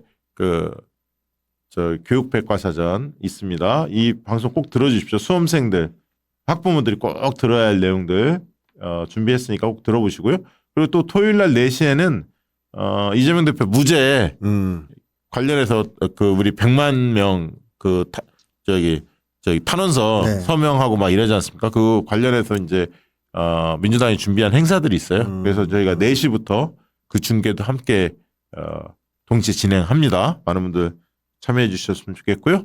자, 오늘 1부는 마치고 2부는 저와 박시동 평론가, 이광수 평론가, 고현준 평론가 함께 진행하는 경제 만화방 시간입니다. 잠시 후 찾아뵙도록 하겠습니다. 고맙습니다. 왜 아직도 3년간 같은 통신사 인터넷 계속 쓰고 계세요? 비교와 인터넷 가입 시 48만원 후신 경종 시 추가 혜택이 주어집니다. 인터넷 비교원 통해 인터넷 가입하고 지인에게 홍보해주세요. 지금 네이버에 인터넷 비교원 검색 후 3초만에 감동 행복 비교해보세요. 인터넷 비교원 우리 성영서 형님이 모델로 활동하고 있는 인터넷 비교원 3년 이상씩 왜 인터넷 쓰고 전화 쓰고 하시는 분들 있잖아요. 나는 저런 좋은 혜택이 있는 줄 몰랐어요. 그러니까 한번 확인해 보시기 바랍니다. 인터넷 가입 혜택을 비교하느라고 시간 낭비하실 필요 없고요. 3년마다 가입만 해도 현금 사은품에 또 여러 가지 혜택이 있는 인터넷 비교원을 소개해 드립니다. 뭐 인터넷뿐만 아니라 휴대전화 그리고 가전제품 렌탈까지 하고 있거든요. 이런 부분 좀 이해해 주시면 되겠고 인터넷 가입 최대 48만 원, 알뜰폰이나 휴대폰 구입 없이 통신사만 변경하더라도 최대 30만 원, 정수기를 렌탈할 경우엔 최대 30만 원. 뭐 이렇게 되면 총 108만 원의 현금 혜택을 누릴 수가 있다는 겁니다. 이 100만 원 넘는다는 게 참 대단합니다. 지금 이 인터넷 비교 같은 경우에 23년 동안 현금 사은품 누적된 금액이 983억 이상입니다.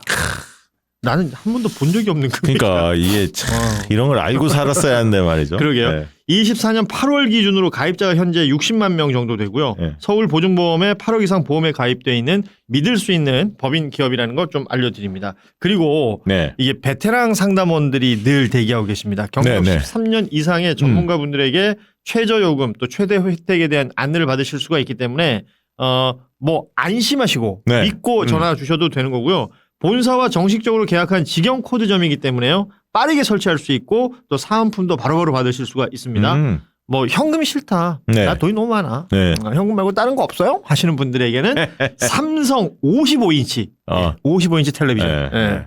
이 정도면 뭐 거실에도 충분하고 아니면 거실에 이미 TV가 대부분 있을 테니까 방에다 놓으셔도 되고 굉장히 좋은 혜택. 인터넷 신규 가입한 후에 친구를 소개해서 또 한 명 가입시키면 신세계 상품권 4만 원을 드리는데 이게 한 명당 4만 원이에요. 그러니까 2명을 만약에 문다. 네. 그러면 8만 원. 마케팅을 아주 잘했어요. 네. 아무튼 저는 이런 식의 어떤 다단계 식용 좋아합니다.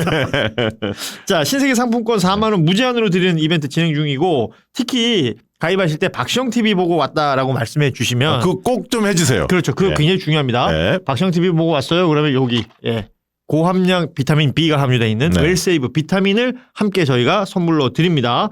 네이버에 인터넷 비교원 검색하시거나 아니면 지금 박시영 TV 유튜브 더보기에 링크를 따라 들어가시면 3초 견적 확인 후에 연락처 남기시면 되고요. 네네. 예, 바로 이 앞서 말씀드렸던 경력 13년 이상의 베테랑 상담원들과 이야기를 나누시면 되겠습니다. 네. 인터넷 비교원입니다. 비교원 많이 찾아주시고요. 그리고 저희 박시영TV.com 쇼핑몰도 많이 이용해 주시기 바랍니다. 쇼핑이 후원입니다. 양질의 상품을 착한 가격에 박시영TV.com.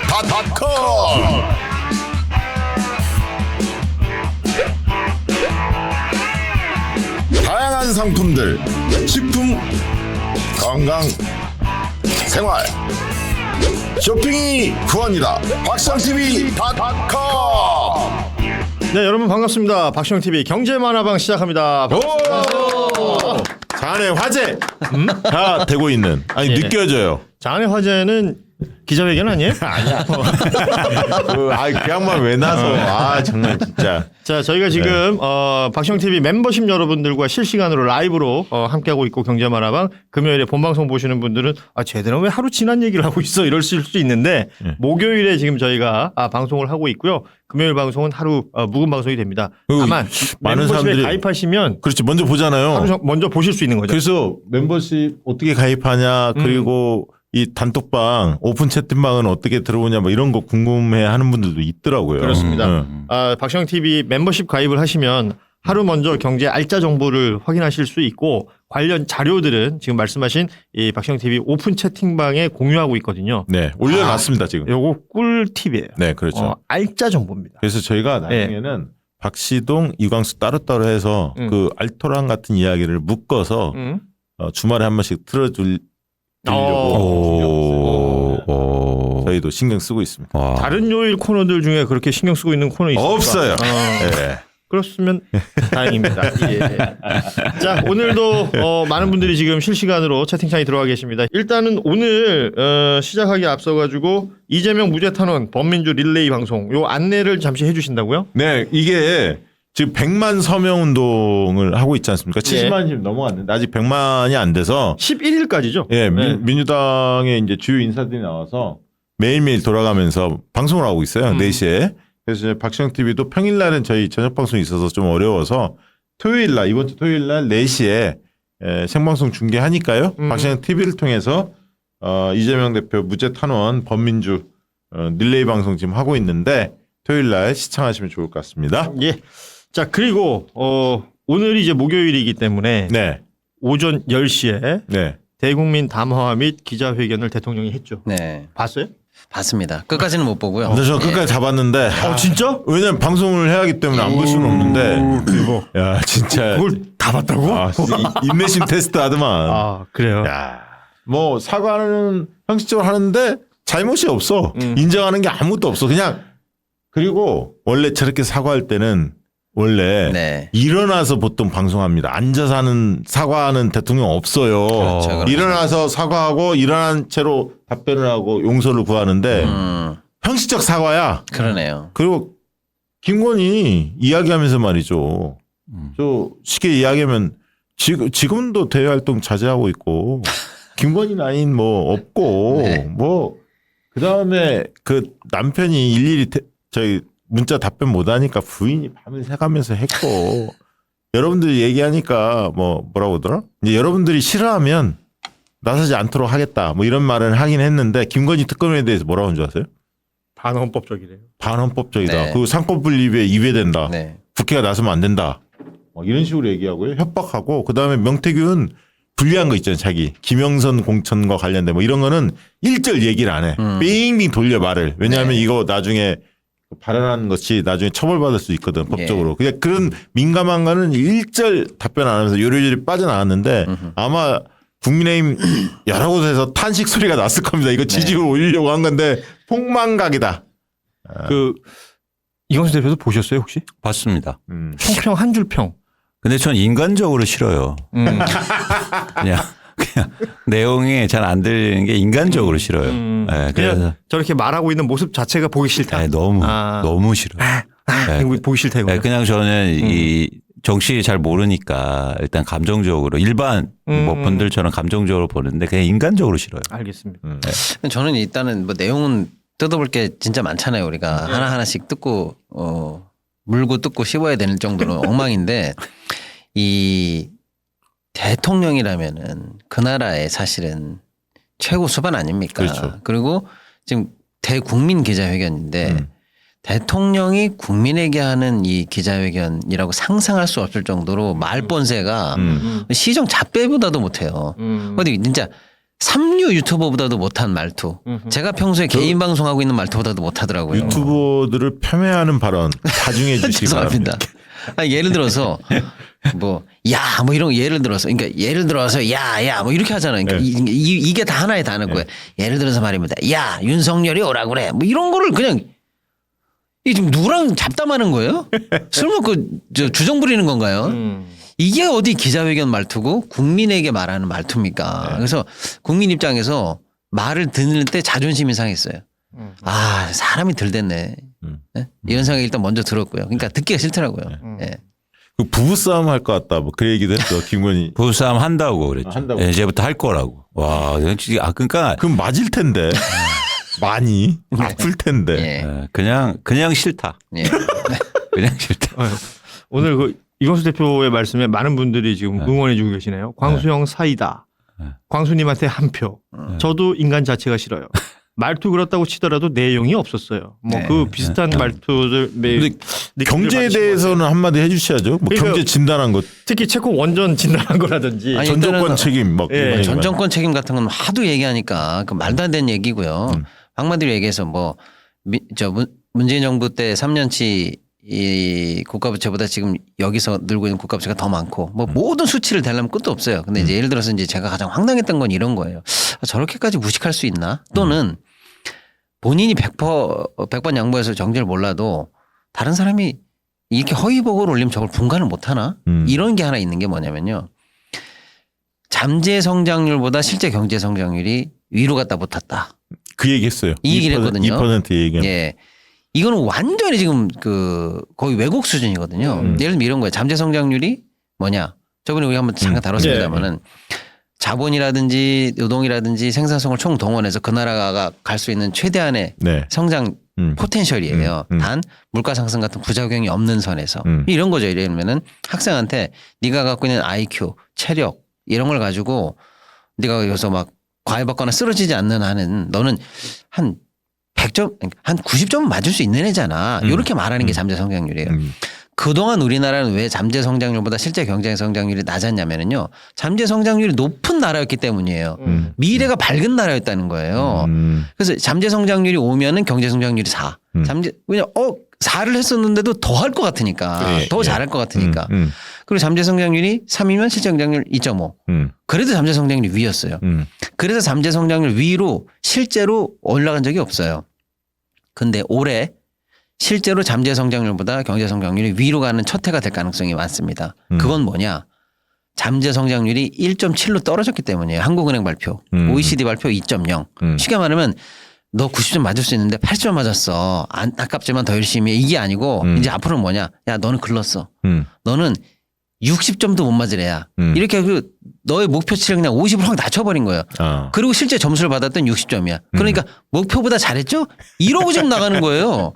엄밀히 말하면은 국가가 망해간다라는 지표를 놓고 국가가 지금 경제가 좋다는 지표로 왜곡해서 말했다는 거야. 난 이게 황당하다는 거예요. 정신 승리하고 있는 거지. 예.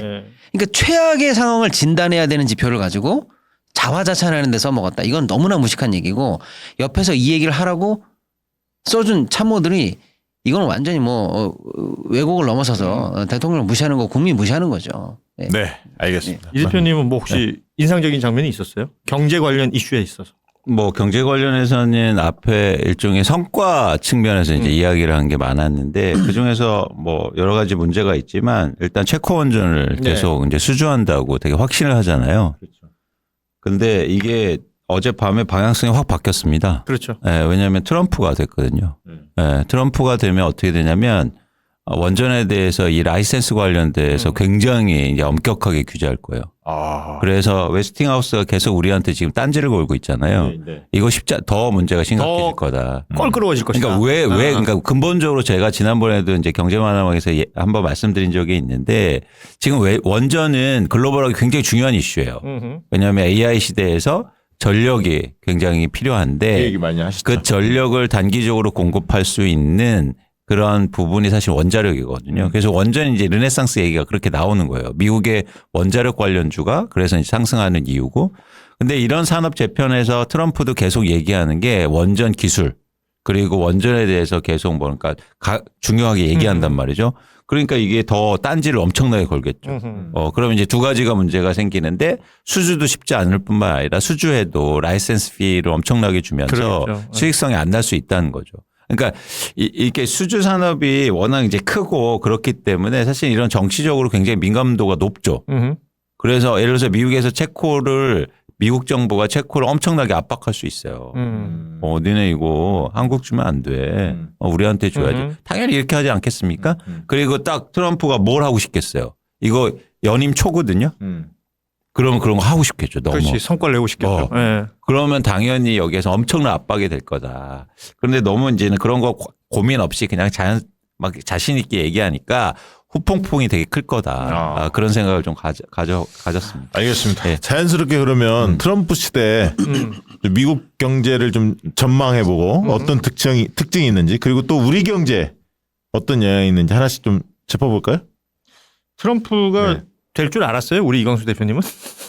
저는 알았는데. 아 그래요? 역시 앉아서 천리를 보는. 분명히 딴 소리 했었는데. 아니야, 우리 저 앞에 일부 순서에 우리 저 B 소장님 이야기를 우린 많이 했거든. 그래서 트럼프 된다고 확신했지 사실.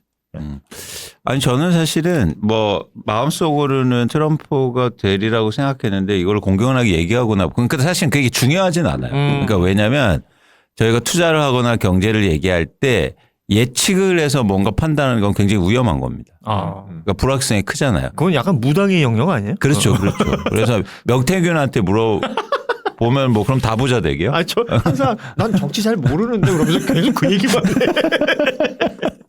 그러니까 그런 차원에서 저희가 그걸 의미 있게 생각하지 말고 중요한 게 이제 이렇게 됐을 때 어떻게 대응할 건가. 이런 영역이 되게 중요하거든요. 네. 그래서 여러분들과 같이 얘기하고 싶은 건 뭐냐면 지금 트럼프가 된 뒤로 시장의 반응과 시장에서 어떻게 해석하고 있느냐를 이제 얘기 드리고 싶어요. 그걸 키워드로 보여드릴 건데 한번 보시죠.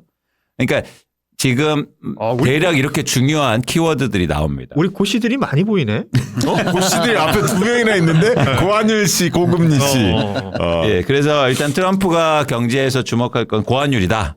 쉽게 말해서 우리나라 입장이에요. 그러니까 무슨 이야기냐면 달러가 강세될 거다. 실제 1,400원 넘었잖아요. 그렇죠. 예. 이게 계속 갈 거라고 예상하던데. 1,400대. 한번 쭉 볼까요? 한번 쭉 볼까요? 그다음에 고금리다.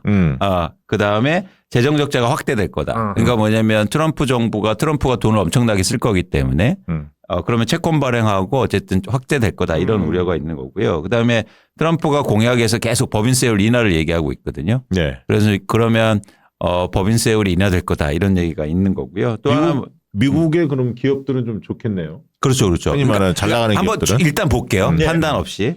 그러니까 미중 무역 분쟁이 심화될 거다. 이런 얘기를 하고 있고 그다음에 관세가 인상될 거다 이런 얘기를 하고 있습니다. 그다음에 화석연료에 대해서 관심을 가질 거다. 그다음에 마지막은 일론 머스크 얘기를 엄청나게 많이 하죠. 그렇죠. 자, 이게 되게 중요한 키워드인데 이 중에서 트럼프가 결정할 수 있는 게 뭔가를 판단하는 게 중요해요. 그러니까 우리가 예를 들어서 고환율을 트럼프가 결정할 수 있습니까? 그건 어렵죠. 이건 그래서 고민할 필요가 없어요. 근데 우리는 이 고민만 하고 있다는 거예요. 좋은 지적이시네, 진짜. 예를 들어서 고금리 트럼프가 해요? 연준에서 하지? 안 된단 말이에요. 그죠? 그러니까 우리가 여러분들이 투자를 하고 경제를 고민할 때는 불확실성 차원에서 접근하고 그다음에 조금 더 확률적으로 계산하는 연습을 하셔야 돼요.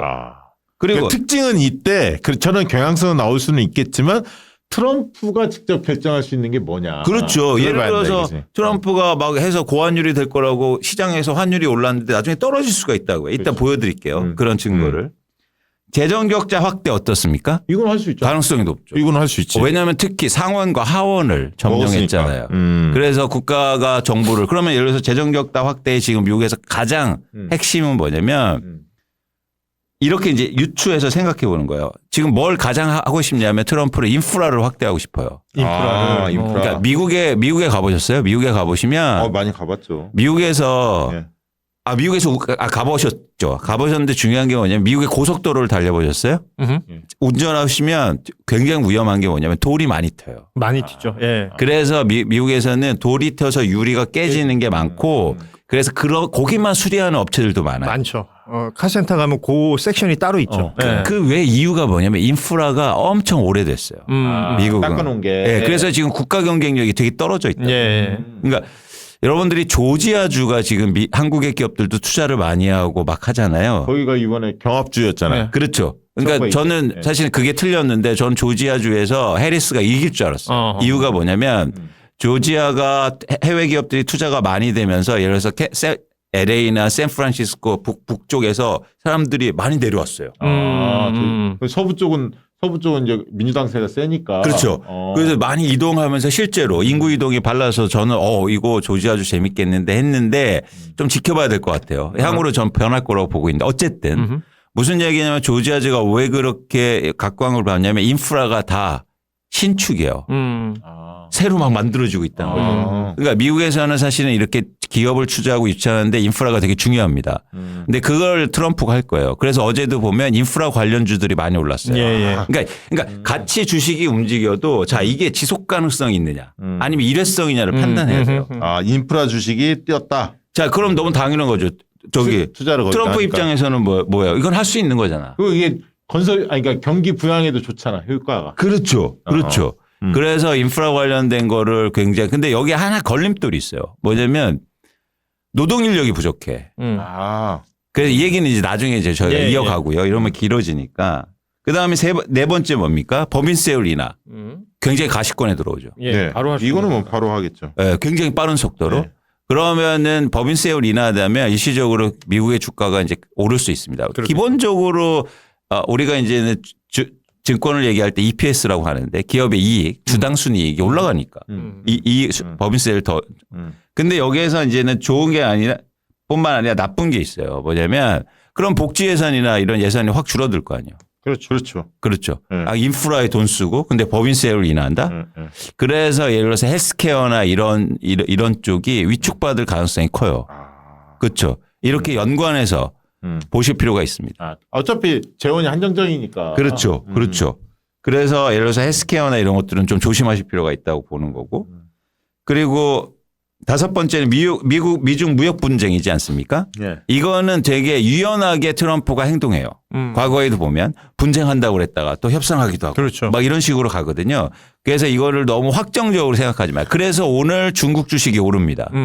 그렇군요. 네, 중국 시장이. 그러니까 어제 막 트럼프가 된다고 중국 주식 막 팔았어. 근데 오늘 올라. 이래서 계속 뒷북을 치는 거예요. 이게 그러니까 그 사실을 알려면 제대로 알아야 하는데 중국하고 사이 안 좋으니까 떨어질 거다. 이렇게 그렇죠. 아니에요. 지레 짐작하면 안 된다는 거죠. 그렇죠. 그러니까 뭐냐면 트럼프가 할 수 있는 일과 없는 일을 구분하고 그리고 트럼프의 과거 행동을 보고 판단하고 트럼프는 뭐냐면 기본적으로 돈 되는 건 하는 사람이라고 갑자기 욕할 뻔했는데. 했으면 그러니까 아까 일부에서 삐 소장님 뭐라고 했냐면 트럼프는 미친 척 할 뿐이다는 거야. 계산된 광인이라는 거야.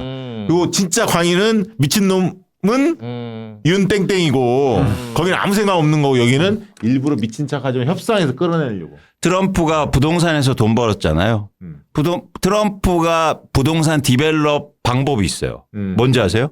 예를 들어서 10층짜리 건물에서 2층하고 3층을 사요. 그 다음에 거기도 창문을 깨고, 뭐 홈리스들 살게 해. 슬래머 시켜버려. 그럼 어떻게 해요? 건물이 가격 떨어지죠. 그때 사.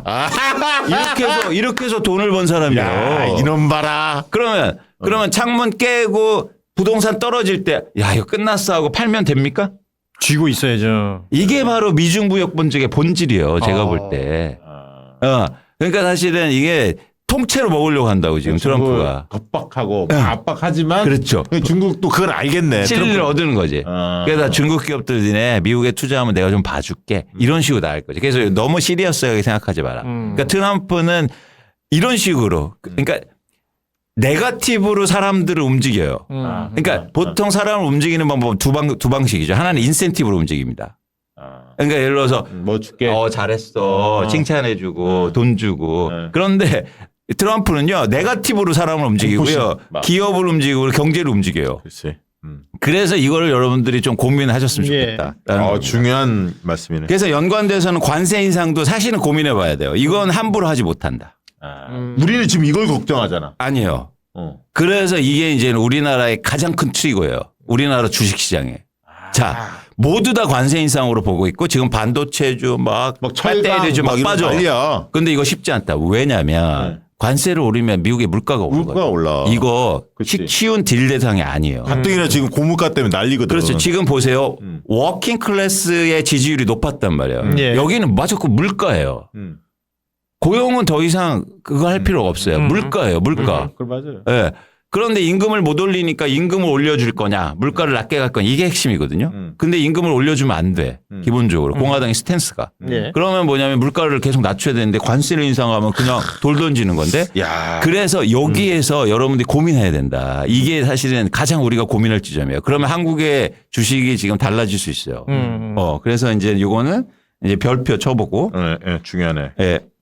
화석연료도 약간 마찬가지예요. 그러니까 화석연료가 주로 예를 들어서 텍사스나 이런 지역에 화석연료를 많이 생산하는 지역의 지지도가 높으니까 트럼프가 기본적으로 이제 지지를 받는 건데 화석연료에 관심이 큰 건데 일론 머스크하고 붙었네?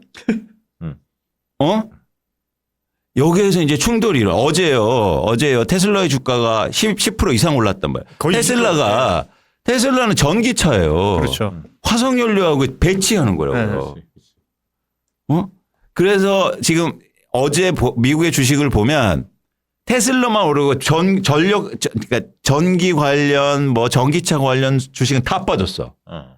테슬라한테는 뭔가 특혜 줄 것 같은 느낌이 있거든. 일론 머스크에. 그래서 이 지점도 약간 우리가 고민할 지점이다. 그래서 여러분들이 일단은 트럼프 경제의 변화가 사실은 많을 가능성이 있는데 그걸 좀 구분해서 보셨다는 말씀을 드리고요. 그러면 화석연료 뭐 이렇게 얘기하면 신재생에너지 뭐 이런 쪽 있잖아요. 태양광이니 뭐니 이쪽은 좀 빠질 가능성이 있죠. 빠졌죠. 빠지고 있죠. 근데 이제 그런 부분에 대해서도 너무 이렇게 막 심각하게 과거처럼 갈 가능성은 좀 적다 보는 겁니다. 한계는 있죠. 그렇죠. 미래 대비 측면에서. 근데 우리가 이렇게 시장이 바뀔 때 사람들은 뭘 보냐면 주로 오르는 걸 봐요. 근데 전 빠지는 걸 봅니다. 네. 그 빠지는 것이 군중심리 때 빠지는데 저게 좀 있으면 회복될 가능성이 있는 거. 그렇죠. 그걸 잡아채야 돼. 알았나 고현준. 그러니까 우리는 예를 들어서 오늘도 막 신문에만 보면 트럼프 주에서 오른 것만 봐. 저는 빠진 것만 봐요. 이게 중요한. 그래서 포인트네. 왜냐하면 빠진 게 안전마진에 가까워지는 거기 때문에 여러분들이 그래서 사실은 이 하락한 게 어떻게 될 거냐. 그래서 이제 구분해서 보자는 거죠. 네. 예를 들어서 트럼프 한번 보세요. 다음 장 보시면 이게 어제의 결과인데 일단 은행주가 엄청 올랐어요. 이게 뭐냐면 SPDR이라고 S&P의 뱅크 ETF예요. 거기에 이제 은행주가 올랐죠. 네네. 이제 금융에 대해서 시장에서 관심이 많아요. 이유는 뭐냐면 급등이다. 급등. 네, 왜냐하면 금융은 규제 산업이요. 근데 규제를 풀어줄 거라고 이제 예측하는 거지. 트럼프가. 그러면 돈을 많이 대출받으니까. 네. 산업들이. 네, 그런 측면도 있고. 그래서 이제 은행주가 많이 올랐고 또 오른쪽에 보면 이제 빅테크 회사들이 많이 올랐지 않습니까? 테슬라, 엔비디아, 뭐 아마존, 알파벳인데 이거는 제가 볼 때 테슬라를 빼고 빅테크들이 오른 건 관성이에요. 관성. 네, 이해하셨죠? 그러니까 뭐냐면 주식시장이 올라? 그럼 그동안 올랐던 게 오르겠네. 이런 관성으로 오른 거라고 보고. 제가 관심 있는 건 이제 빠진 것들이요. 주로 소비주들이 빠졌어요. 이유가 뭡니까? 관세 때문에. 관세 때 고물가. 자, 여기에서 전 기회가 생길 수 있다. 그래서 이렇게 뭐 베스트바이나 나이키나 타겟. 제가 사실은 가장 좋아하는 회사는 나이키요. 왜요? 브랜드가 있잖아요. 제가 지난번 말씀드렸죠. 자본주의에서 핵심은 뭐다? 브랜드다. 예, 예. 우리는 저기 아디다스를 선호해요. 그러니까 물어본 거야. 딴 게 아니라. 요즘에 나이키가 왜 문제냐면 사람들이 나이키를 안 신는다. 수준 너무 낮지 않아요? 아니. 나이키가 요새 최첨단을 달리던 나이키가 많이 찌그러졌다. 그렇죠, 그렇죠. 중국에서 안 산다. 뭐 젊은 애들이 나이키를 안 산다. 그런 얘기를 하지만 제가 볼 때 나이키는 굉장히 강력한 브랜드 파워를 갖고 있어요. 그런 측면에서 저희가 주식이 빠지는데 관심을 가져보자는 거죠. 특히 관세 때문에 이제 우려가 크면 이제 향후에 변화가 있을 테니까 이런 얘기 이제 나이키 오를 가능성이 있다는 얘기네. 이제 그런 측면에서 다음 장 한번 보시면 그렇게 이해하고 넘어가야 돼. 자 보시면 자 과거에도 보면 그러니까 환율 얘기 많이 하잖아요. 예. 그래서 다음 장은 US 달러 인덱스를 보여드리는 건데 잘 보시면 과거에 2017년도에 트럼프가 당선되지 않습니까? 이때도 똑같이 강달러를 얘기했어요. 근데 달러가 어떻게 됩니까? 떨어지잖아요. 예. 아까 제가 얘기해 드렸죠. 트럼프가 할 수 없는 일이 있다. 그러니까 여러분들이 이걸 너무 확증해서 막 확실하게 생각하지 마. 고환율 부분을 너무 기정사실화 하기는 그렇죠. 어렵다는 거네. 그거에 베팅하지 마라. 환율 쪽에. 예. 원래 환율 쪽 가지고 베팅하면 되게 저기 큰 뭐 돈 번 사람 못 봤어요. 사실은 환율은. 그렇더라고. 맞습니다. 그래서 다음 장에 보시면 이게 전체적으로 지금 수준이 환율이 높은 상황이에요. 그러니까 사실은 확률적으로는 더 올라갈 것보다 내려갈 가능성이 크다는 거죠. 그러니까 그러면 사실은 시장의 변화가 일어날 수 있기 때문에 뭐 또 미리 반영된 측면도 있고. 그래서 여러분들이 시장에서 결정되는 건 정책으로 움직일 수 없다는 거예요. 그래서 그 관점을 이제 생각해 보셨으면 좋겠고 네. 또 하나 이제 고금리를 얘기하지 않습니까? 네. 다음 장 보시면 이게 미국의 10년물 국채 그림인데 예. 금리도 마찬가지예요. 트럼프가 움직일 수 없는 거예요. 그런데 지금 최근 10년간의 금리 수준을 보면 지금의 금리가 어떤 상황입니까? 높은 상황이라는 거죠. 그러네요. 그러니까 저희가 투자는 확률 게임이에요. 그러니까 어떤 확률이 높을까요? 내릴 확률이 높다는 그러니까 거예요. 저기서 더 올라가는 것보단 내려갈 확률이 그렇죠. 높다. 그래서 여러분들이 이 시간의 차이는 있겠지만 너무 이렇게 일방적으로 막 언론이나 전문가들이 왜냐하면 여러분들이 보시는 전문가들은 제가 예전에 했던 애널리스트들이 하는 얘기들입니다. 애널리스트는 하루에 대응해야 돼요. 그러니까 지금 얘기를 한다고요. 전망 멀리 보는 게 아니라 보지 않아요. 보지 않아요. 그러니까 지금 오늘 이광수 대표 이야기는 고환율 고금리는 트럼프가 직접적으로 개입할 그 여지가 적다. 그래서 특히 고금리는 아까 연준이 하는 건데 그렇죠. 지금 조금씩 금리를 낮추고 있잖아요. 그렇죠. 그 흐름을 거역하기는 어려울 것이다. 그렇죠. 그 그러니까 여러분들이 이렇게 너무 매크로 지표 관련해서 이렇게 막 기대고 확정적으로 생각하시는 것보다 개별 회사를 이제 보시는 거. 그래서 저는 주식을 살 때 뭐냐면 언제 사는 것보다 뭘 사는가가 중요하다는 말씀을 드렸고 네. 그 뭘 사는 거가 좋은 시점이 온다. 왜냐하면 주가가 빠지면 기회가 생길 수 있기 때문에. 네. 그래서 여러분들이 시장을 그렇게 좀 유연하게 보셨으면 좋겠다는 생각을 지금 뭐 하고 있습니다. 플레이가 안 된다는 뭐 댓글이 올라왔는데 괜찮아요? 네. 다른 분들이 댓글이 없어서 혹시 뭐 안 되나 싶어서 그러는데 다른 분들 잘 보이면 댓글 달아주시기 바랍니다. 지금 저희 방송 실시간으로 함께하고 계신 박시영TV 멤버십 여러분들 예, 보시고 계시네요. 디자인 마롱님이 어렵이라고 하셨습니다. 네, 어렵다는 얘기죠. 근데 어렵게 생각하지 마십시오. 경제마루만 꾸준히 보시면 계속해서 그 맥을 짚어드립니다. 이게 좋은 한의사들은 근데 아까 딱딱 맥을 그렇지. 짚어주니까. 지금 이제 좀 잘 들은 분들은 몇 가지 캐치했어. 아까 이야기한 소비재가 떨어졌는데 소비재가 떨어진 이유는 관세 때문에 그런 우려가 있는데 생각보다 관세 문제가 그렇게 크지 않을 수 있어서 왜냐하면 관세를 하면 고물가가 되고 그러면 서민들이 직격탄을 맞기 때문에 그거를 계속 그렇게 놔둘 수는 없다. 그럼요. 그래서 떨어진 소비재에 주목해라 이 얘기 포인트도 주셨고요. 그다음에 이제 아까 이야기했던 헬스케어도 많이 떨어졌다 그 말씀도 주셨고 인프라 쪽에 그 종목들 주목할 필요가 있다. 그 말씀도 주셨죠. 네. 이렇게 정리를 잘해 내가. 좋습니다. 네. 잘해서 좋겠어요. 가장 많이 지금 발전하고 계세요. 네. 그러니까 되게 브랜드라고 차이가 너무 많이 나네. 모범생은 달라. 속도가 빨라요. 네네네. 저래봤자 주머니에 돈 없어요. 맞아, 그건 맞아. 그건 맞아. 자, 그러면 이제 우리나라 그렇죠. 영향. 트럼프가 대통령이 되면서 사실 우리에게 어떤 영향을 미칠 것이냐. 그러니까 사실은 예를 들어서 정부가 없다고 그래서 경제 뭐 사이클이나 이런 게 바뀌고 그러지는 않아요. 어차피 다 이광수 대표님 말씀처럼 시장이 많은 부분 결정하도록 내버려둬도 돼요. 근데 정부가 왜 있습니까? 예를 들어서 경제가 좋아. 그래서 누구나 다 막 화랑이야. 그러면 좀 있으면 물가 올라요. 돈 흔해지니까. 그럼 어떻게 돼요? 인플레 생겨요. 그럼 한참 있다 보면 또 결국에는 다시 내려가. 또 침체 와요. 침체 있다 보면 또 누군가는 다 나가 떨어지고 나면 다시 이제 여력이 생겨서 다시 올라가요. 이 흐름은 내버려둬도 있는 건데 정부는 왜 있는 거냐면은요. 너무 과열돼가지고 그 인플레가 심해져가지고 우리가 폭망하기 전에 한참 끓기 전에 약간 찬물 하나 부어서 넘치지 않게 해주는 역할. 다 내려가가지고 더 많은 사람이 죽기 전에 부양해서 올려주면서 그 기간을 침체 기간을 단축해주는 역할. 이런 것들을 해주기 위해서 정부가 있는 거지. 네. 시장 전체를 정부가 다 통제하면서 할 수 있는 그런 건 안 되는 거 아닙니까? 그런 측면에서 트럼프발 경제 변화의 여러 가지 시나리오를 놓고 그럼 우리 정부가 이거 뜨거워지면 물 뿌리고 낮으면 불 좀 더 떼고 이렇게 할 역할을 앞뒤로 위아래로 준비하고 있었느냐 이런 게 이제 봐야 되는데 여러분 그런 게 답답하다는 거예요. 예를 들어서 이제 환율 같은 경우도 지금 하루 만에 그 트럼프 당선 때문에 지금 1,400원을 뛰어넘었어요. 네, 넘었죠.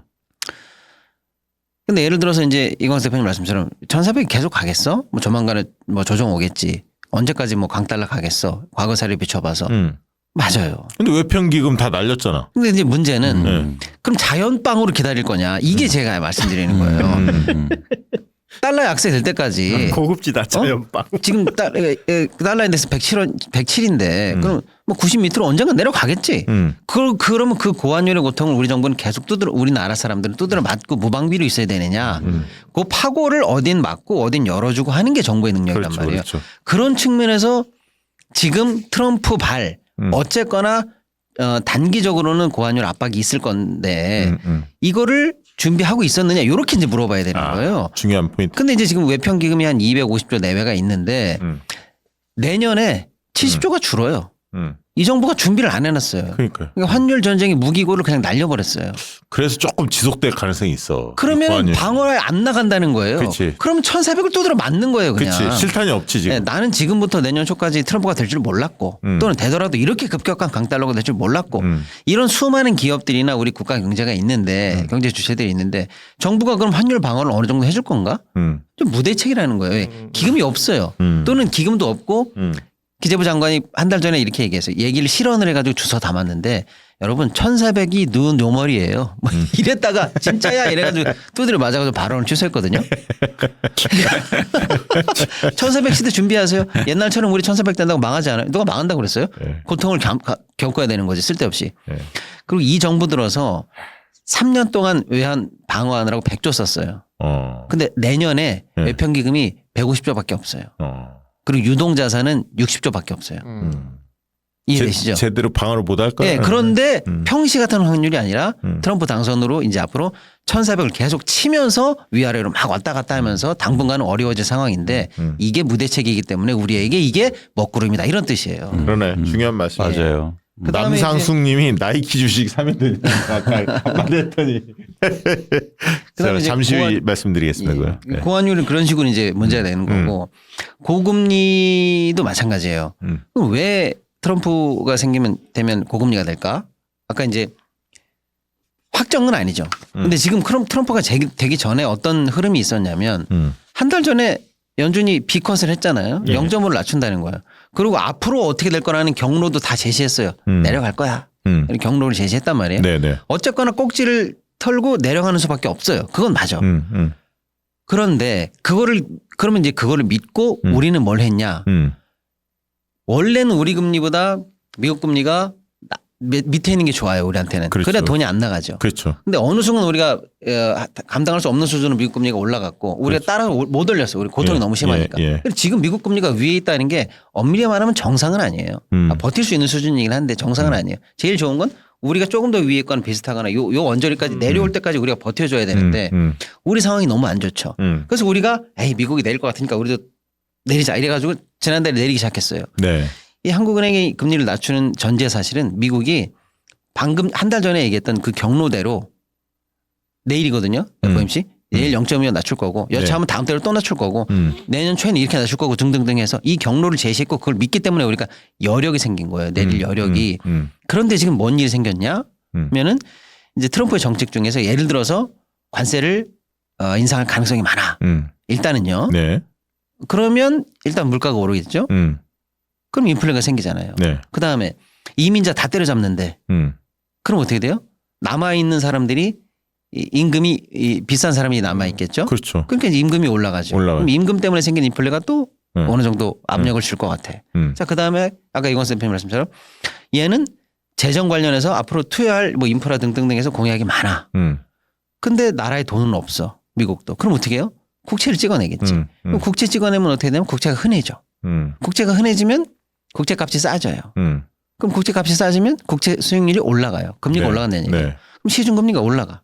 예를 들어서. 그러니까 보세요. 인플레는 심해지는 여러 정책들을 할 것처럼 보이고 국채 때문에 생기는 금리 인상 압박도 심해질 것 같고.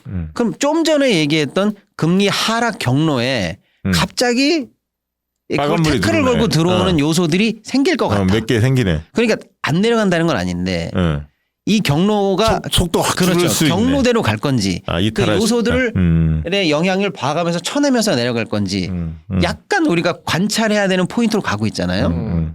그러면 그거에 대해서 우리 정부가 어떻게 대응할 건지가 준비가 돼 있어야 되는데 우리는 뭐냐 빨리 내려. 그러니까 이런 얘기만 하고 있다는 거죠. 그 중요한 포인트네. 그러니까 미국이 절로 가면 우리는 어떤 정책 수단을 준비하자. 또 우리가 금리를 못 내렸을 때는 이렇게 내수 관리 이렇게 하자. 등등등의 대책이 없는 상황에서 미국이 경로 이탈을 하거나 잠깐 브레이크 좀 밟으면서 좌우 살펴가면서 하겠습니다. 이렇게 되면 우리 무대책이라는 거예요. 그러니까 이제 이런 부분이라는 거예요. 미국의 고금리가 저금리 쪽으로 방향은 서서히 가겠지만 그 원래 예상했던 것보다 속도가 안 빠르고 그렇죠. 예, 좀 상황들을 쭉 예의주시할 수밖에 없다 이렇게 보시는 거고 그런데 우리도 그러면 너무 격차가 더 벌어지면 안 되기 때문에 우리도 속도를 늦출 수밖에 없다. 지금 그렇게 보시는 거잖아요. 그런 거죠. 그다음에 또 트럼프 정책 관련해서 이제 우리의 대응을 좀 물어보면은 사실 이제 그 전에는 국제적으로 사실은 모든 공급망들이 분업화돼 있고 체인화돼 있어요. 예를 들어서 설계는 미국이 하고 장비는 네덜란드가 되고 반도체 같은 거 소재는 일본이 되고 생산은 한국 대만이 하고 그걸 갖다 냅다 갖다 파는 건 중국 갖다 팔고 뭐 이런 식의 체인이 돼 있었단 말이에요. 근데 이 체인을 끊자고 한 게 바이든 아닙니까? 야 중국 봉쇄. 그럼 우리 같은 사람들은 뭐라고 그래요? 야 형. 미국 형이 아무리 형님이라고 그래도 그렇지. 나는 너네한테도 팔고 중국한테도 파는데 한쪽 시장을 버리란 말이야? 동맹인데 해준 게 뭐가 있어? 이럴 거 아닙니까? 그러니까 미국이 미안해. 그 대신 미국으로 들어와야 되겠어. 그리고 중국을 견제해야 되겠어. 그럼 뭐 해줄 건데? 알량하지만 보조금 줄게. 요겁니다. 그렇게 했죠. 이게 보조금이에요. 이게 이제 반도체법이고 IRA법입니다. 실제로 그래서 LG 엔솔이나 SK 온 같은 경우에는 지금 미국 정부로부터 받는 보조금이 지금 없잖아요.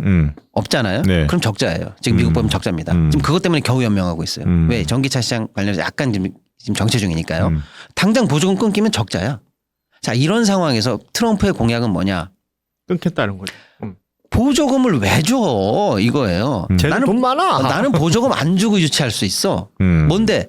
왜 당근을 줘? 매를 들면 되지. 이거예요. 관세를 높여. 그래서 딴 나라에서 생산해 갖고 들어오면 못 팔게 만들어. 그러면 알아서 팔고 싶어서 들어올 걸? 매를 들면 되는데 왜 국민들의 세금을 내서 당근을 줬어? 이게 이름 트럼프의 정책이란 말이에요. 이걸 그대로 현실화시킬 수 있을지 없을지에 대해서는 지켜봐야 돼요. 의회의 도움도 있어야 되고 아까 이광수 대표님 말씀처럼 특정주는 이미 보수 지역이라 트럼프를 지지하는 지역이지만 텍사스 같은 경우에도 근데 삼성이 거기 들어가 있단 말이에요. 근데 이걸 줄이면 삼성이 공장 안 줘버릴 거 아니에요. 그러면 지지 기반 공화당 지지 기반에서 오히려 비판의 소리가 나오니까 반발이 나오겠죠. 그대로 못할 것 같다 이런 당연한 반론도 있습니다만 그건 이제 미국 현지에 대한 우리의 할 건지 말 건지에 대한 우리의 희망 회로 같은 거고 만약에 보조금 관련해서 무슨 문제가 생기는지에 관해서 우리 정부와 기업들이 뭘 준비했냐라는 걸 거꾸로 지금 우리는 물어봐야 됐을 때 이 정부는 대책이 없다는 얘기예요. 처음에 IRA법이나 반도체법 들어올 때 그때도 들어오는지를 몰랐어요. 그렇죠. 근데 일본은 먼저 알았어요. 그래서 일본은 뭘 했냐. 특히 이제 그 2차 전지 관련한 연료 관련해서 중국 관련한 거 쓰지 마라 이렇게 할 때 FTA 관련한 국은 우회로를 뚫어준다. 여기 들어가 있어요. 근데 우리는 미국과 FTA국이기 때문에 중국 재료 가지고 우리나라에서 생산을 미국 수출하면 괜찮긴 괜찮아요. 근데 일본은 FTA 나라도 아니야. 일본이 뭘 했냐. 광물 협정을 맺어버린 거예요. 그냥 미국하고. 그렇죠. 예. 그리고 이 협정이 있는 나라는 FTA국과 준해서 동등하게 대우한다라고 우회로를 뚫어버렸어요. 그런 식으로 먼저 알고 대비하는 정책이 일본의 사례에서 보듯이 필요한데 지금 일단 트럼프가 보조금 관련해 가지고는 없애버린다고 선언했거든요. 그럼 없앤다는 걸 협박 카드로 써서 더 지어 또는 뭘 더 내놔라. 이럴 가능성은 있을지언정 어쨌거나 우리에게 불리한 카드가 하나 나온 건데 그거에 대해서 그럼 뭘 대책을 갖고 있고 우리는 어떤 식으로 협상할 거고 우회로는 어떻게 돌아갈 건지에 대해서 무대책이에요. 네. 이런 게 이제 진짜 위험하다는 거예요. 아니, 그러니까 우리 박신홍 평론가 얘기를 듣다 보니까 기승전 무대책이네. 그 말씀드리는 거예요. 네. 이 정부가 뭘 한 거지? 오늘 그 얘기도 했어. 담화할 때 뭔 얘기 한 줄 기억나세요? 아니 중국 그 미국 얘기 나오니까 양쪽 다 저기 잘 팔려야 한다. 뭐 이 얘기했어. 중국도 중요하다는 거를. 예. 근데 그렇게 하고 있나? 아니 그러니까 말하는 거하고 행동하는 거하고 하나도 안 맞았잖아요. 오늘 그 담화가 기본적으로. 어제 술 많이 드셨나? 아니면 그 앞에 있는 잔에 뭐가 들어 있었는지 확인해 봐야 돼. 예. 계속 그거를 이렇게 먹으려고 그러다가 질문하면 안 먹고 먹으려고 그러다가 안 먹고 이러더라고. 예. 고현재 SBS 잘리겠다. 아. 내가 알아서 한다니까요. 예. 자, 이 한국 경제에 어떤 영향을 미칠 것인데 그 영향에 어떻게 대응하느냐가 사실은 정부의 역량이 될 수 있는데 이 부분들에 대해서 지금 대책이 보이지 않는다라는 부분 지적해 주셨어요. 그런데 이제 실제 그 주식 투자를 하시는 분들은 네. 뭐 미국장도 최근에는 워낙에 이제 접근이 쉬우니까 많은 분들이 하지만 네. 우리 장 안에서 그러면 트럼프의 집권 이후에 영향을 받을 수 있는 주식들이 있을 거 아니에요? 뭐 이런 것들 좀 짚어주신다면 어떤 게 있겠습니까? 일단은 부정적인 영향을 직격탄으로 맞을 수 있는 거는 일단은 자동차 완성차 업체입니다. 완성차 업체들. 현대 뭐 이런데. 예. 왜냐하면 전기차 관련해가지고 미국에 너무 많이 투자를 해놨는데 테슬라 빼고는 지금 답이 없는 상황이고 테슬라와 이 트럼프라는 두 괴짜의 만남 때문에 어떤 식으로 걔네들에게 정책이 유리하게 흘러갈지 모르기 때문에 그걸 조금 이제 그런 부분이 있고 아무튼 2차 전지 전기차 관련해서 또 이제 신재생에너지 쪽, 재생에너지 쪽 이쪽 관련해서는 좀 직격탄을 맞을 가능성도 있고 실제로 많이 빠졌어요 이미. 반도체나 AI 관련해서는 우리가 못한다는 건 아닌데 트럼프의 제일 원칙이 뭐냐? 미국 우선주의, 미국 보호주의예요. 그러니까 지금 사실 인텔 같은 회사는 망해가기 직전이에요. 직전이에요. 그래서 심지어는 삼성한테 야 우리 망할 것 같은데 너도 파운드리 못하잖아. 같이 좀 해볼래? 이 정도까지 지금 목숨이 간당간당한 사실은. 심지어 다우에서도 밀렸잖아요. 예, 우리보다도 더 간당간당한 애들인데 얘네들이 지금 현재 트럼프 때문에 그럼 미국 우선주의니까 우리 살려주겠지 하는 정도예요. 그럼 반대로는요. 반대로 우리는 좀 어려울 상황이 있잖아요. 그렇죠. 근데 이제 문제가 뭐냐. 그럼 우리는 위기를 뒤집으면 기회 아닙니까? 네. 우리도 그럼 기회가 없냐? 기회가 있는 회사들도 있죠. 네. 예를 들어서 뭐 중국한테 일단 때려주면 반사이익을 보는 회사나 보는 기간이라는 게 있는 기간도 분명히 있습니다. 그러니까 중국과 경쟁하는 세계 시장 속에서. 그런데 이제 문제는 뭐냐면 우리한테 일단은 부정적인 효과를 내는 업종이 우리 산업 내에서 우리 주식시장의 비중 내에서는 너무 절대적이에요. 그렇지. 예. 압도적이죠. 자동차, 반도체 뭐 이런 데 거기가 만약에 흔들리거나 활로를 조금 못 찾으면은 코스피 전체가 주저앉을 가능성이 있어요. 그러니까 이제 우리의 투자의 어떤 원칙은 제가 볼 때는 지수가 당분간은 전체적으로 반등하기는 어려운 먹구름이다 이렇게 봐야 되고 개별적으로 그럼 미국 시장을 ጦ려내는 개별 호재가 있는 업체를 그렇죠. 개별적으로 발굴하는 방식으로 가야 되지 않나. 그 한두 개만 팁 주세요. 예, 아무튼 그런 일단 접근이 필요하다. 네. 예. 그러니까 이게 그러니까 특히 주식이나 할 때 중요한 건 뭐냐면 제가 계속 강조하지만 불확실성을 대응해야 되거든요. 그러니까 시장에서 쉬운 시장이 있고 난이도가 높은 시장이 있어요. 근데 지금 난이도가 높은 시장이에요. 그래서 여러분들이 너무 막 선거 아까도 어떤 분이 말씀하셨는데 물론 주가가 빠지면 좋죠.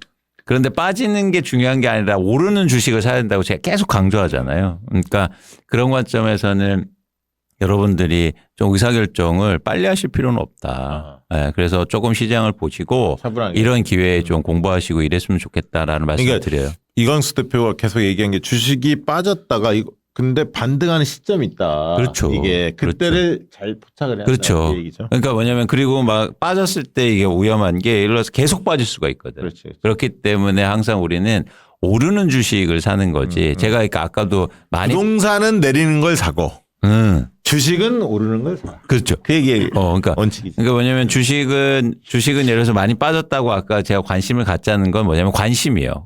왜 관심이냐면 그런 것들 중에서 오를 게 많기 때문에. 네, 그래서 그 관점을 항상 유지하셨으면 좋겠고 제가 나이키 사라는 게 아니고요. 나이키가 많이 빠졌으니까 관심 한번 가져보자. 근데 지금은 이제는 주식시장의 난이도가 높은 시장이다. 그래서 여러분들이 경제나 주식시장이나 투자를 하실 때 조금 더 유의하실 필요가 있다는 거죠. 그래서 제가 안타까운 거 아닙니까? 이런 시장에 오는 걸 뼈에 안는데 빚을 내서 집을 사고 있으니까 제가 엄청나게 지금 걱정이 된다.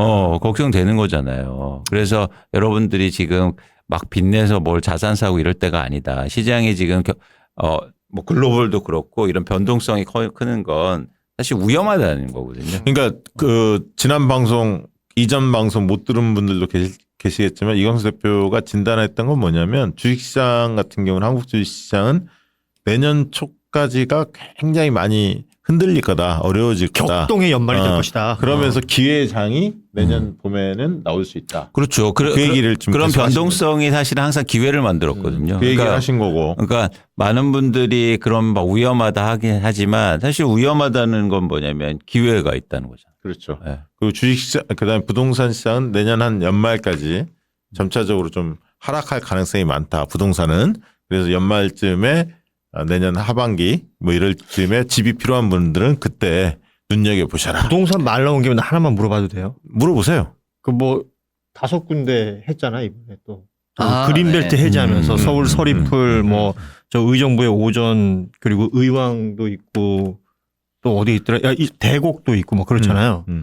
그러면서 다들 서초 서리풀을 굉장히 주목해서 보지 않습니까? 거기 2만 가구 들어온다 그러는데. 네. 이건 어떻게 평가하세요?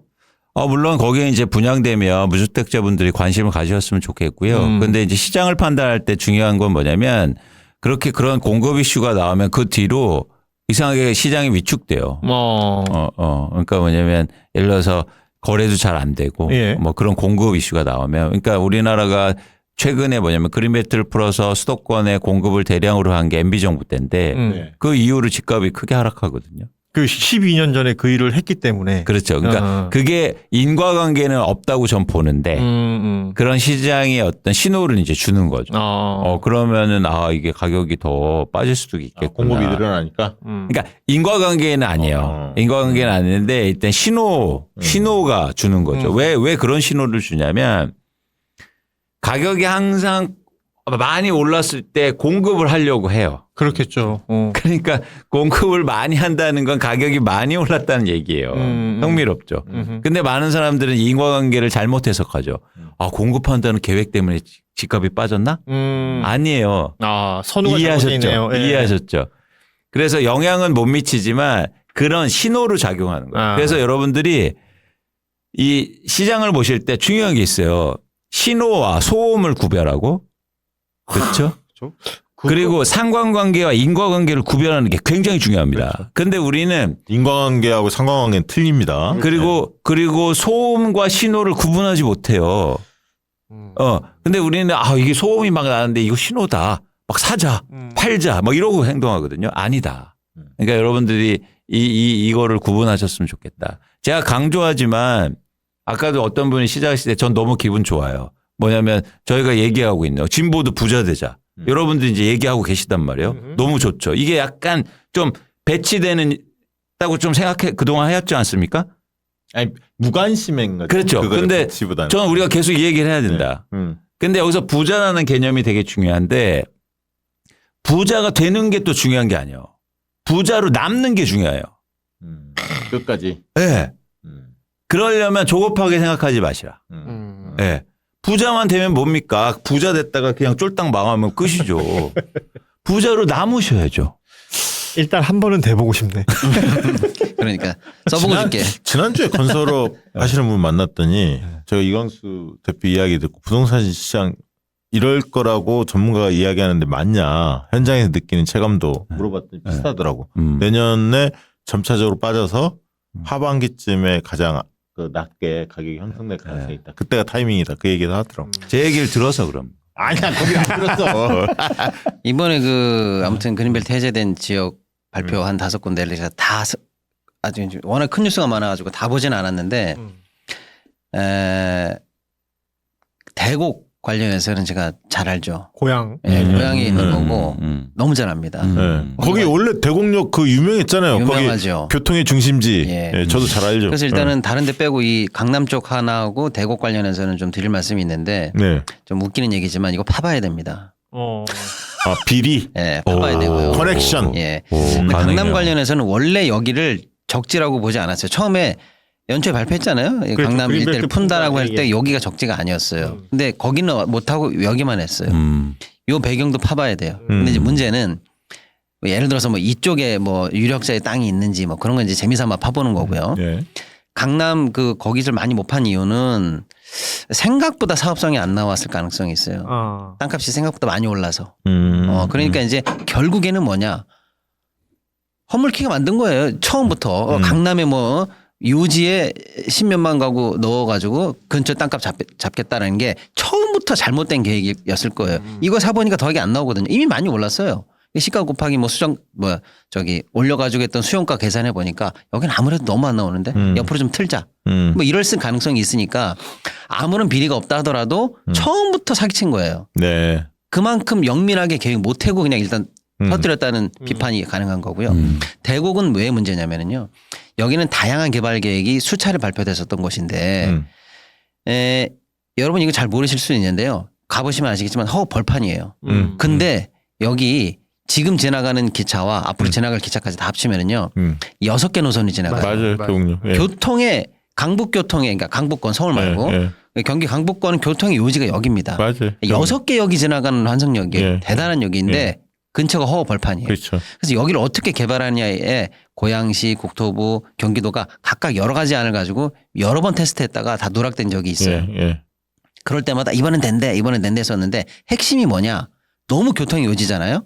그리고 고양시가 인구가 120만이 코앞인데 다 베드타운이잖아요. 그렇죠. 그러니까 여기는 행정 그다음에 상업 그다음에 자족 기능이 몰려 있는 그러면 오피스가 많이 들어있는 비즈니스 관련해서 집적시키려고 그동안 개발을 안 했던 거지.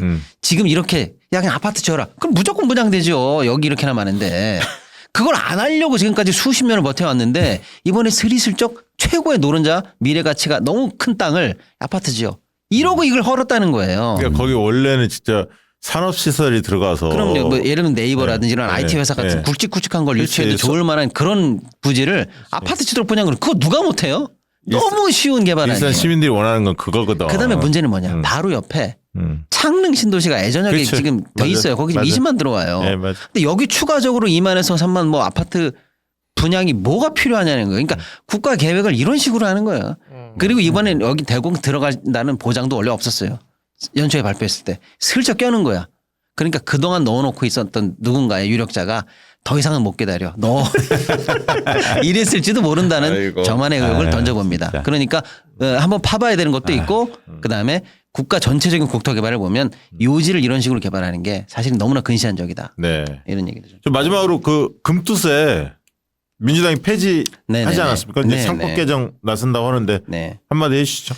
금투세 폐지는 뭐 어쨌거나 감론을박이 있지만 그렇게 과감하게 결정한 것은 저는 개인적으로 잘했다고 봅니다. 특히 이제 애매하게 어차피 할 거면 유예보다는 폐지를 통해서 아예 그냥 정쟁의 씨앗을 잘라버리는 것도 잘했다고 보고요. 근데 이제 금투세를 해야 된다 말아야 된다는 그 지리한 논쟁 속에서 양쪽 다 공감했던 부분이 있어요. 그러면서 사실은 모든 분들께서 더 많이 공부했던 게 뭐냐. 우리 시장은 엉망이구나. 잘못됐구나. 그러니까 개혁하자와 그러니까 금투세부터 빼고 나중에 하자. 뭐 이렇게 강론이 갈렸지 우리 시장이 엉망이라는 건 많은 부분들이 이제 공부를 하시고 깨달으셨어요. 네. 그 핵심적인 개혁을 이번 이재명 대표께서 물고 들어간 거예요. 그래서 그래 금투세 폐지할게. 그 대신 바로 이어서 상법 개정안과 동시에 가겠다.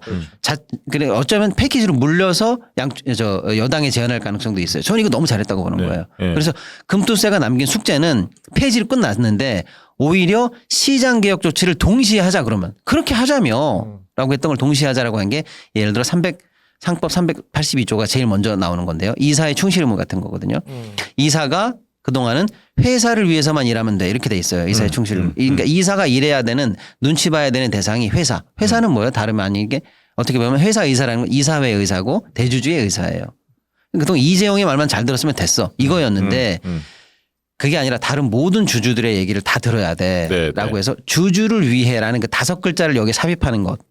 그게 첫 번째 개정 사항이거든요. 이런 식의 개혁 사항이 한 10개 넘습니다. 우리 시장을 선진화시킬 만한 개혁 사항들이. 근데 이거를 이제 민주당이 패키지로 해서 이참에 금투세 없애고 바로 개혁 조치에 나가라고 한 건 잘했다. 그다음에 1,500만 우리 투자자분들께서도 그래 그럼 됐어. 앞에 논란이 끝났으니까 이제 그거 동력을 가지고 밀어붙이는 거를 꼭 응원해 주시고 그거를 국힘이나 정부 여당이 반대한다? 그럼 얘네들은 그동안 시장을 바꾸겠다는 게 다 사실은 개혁 조치하겠다는 게 거짓말이었다는 게 확인되니까 거기에다 세게 압력을 좀 같이 넣어주셨으면 좋겠어요. 참 그 코인 시장은 엄청 뛰는 것 같은데. 뜨겁죠 지금. 네. 트럼프가 뭐 약속한 게 있었죠. 트럼프. 네. 그거는 사실은 뭐 정치적인 논란이 없는 거니까요. 그러니까 예를 들어서 전 정책을 볼 때 시장을 볼 때 예를 들어서 어떤 정책이 지지하는 사람이 있고 반대하는 사람이 적을 때는 예를 들어서 그럼 도입될 가능성이 크잖아요. 그렇죠.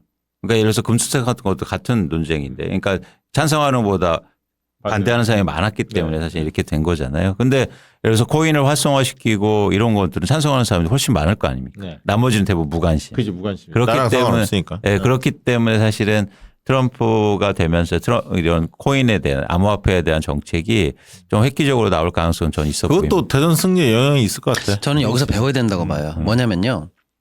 이번에 사실 금투세 논쟁에 남긴 숙제 중에 우리가 돌아봐야 될 부분이 그래 옳은 얘기 알아. 근데 받아들여지지 않는 받아들이고 싶지 않은 그런 부분이 분명히 있거든요. 그건 나중에 했으면 좋겠어. 이런 거 있잖아요. 코인 그 예를 들어서 뭐 야, 뭐 돈 주고 왜 가짜 돈을 사? 라든지. 그게 뭐 아직 상품이 되겠어? 라든지. 기존 상품보다 뭐 과세 뭐 다 정비하고 나중에 해야지.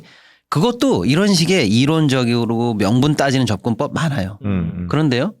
코인으로 트럼프가 과감하게 먹잖아요. 네.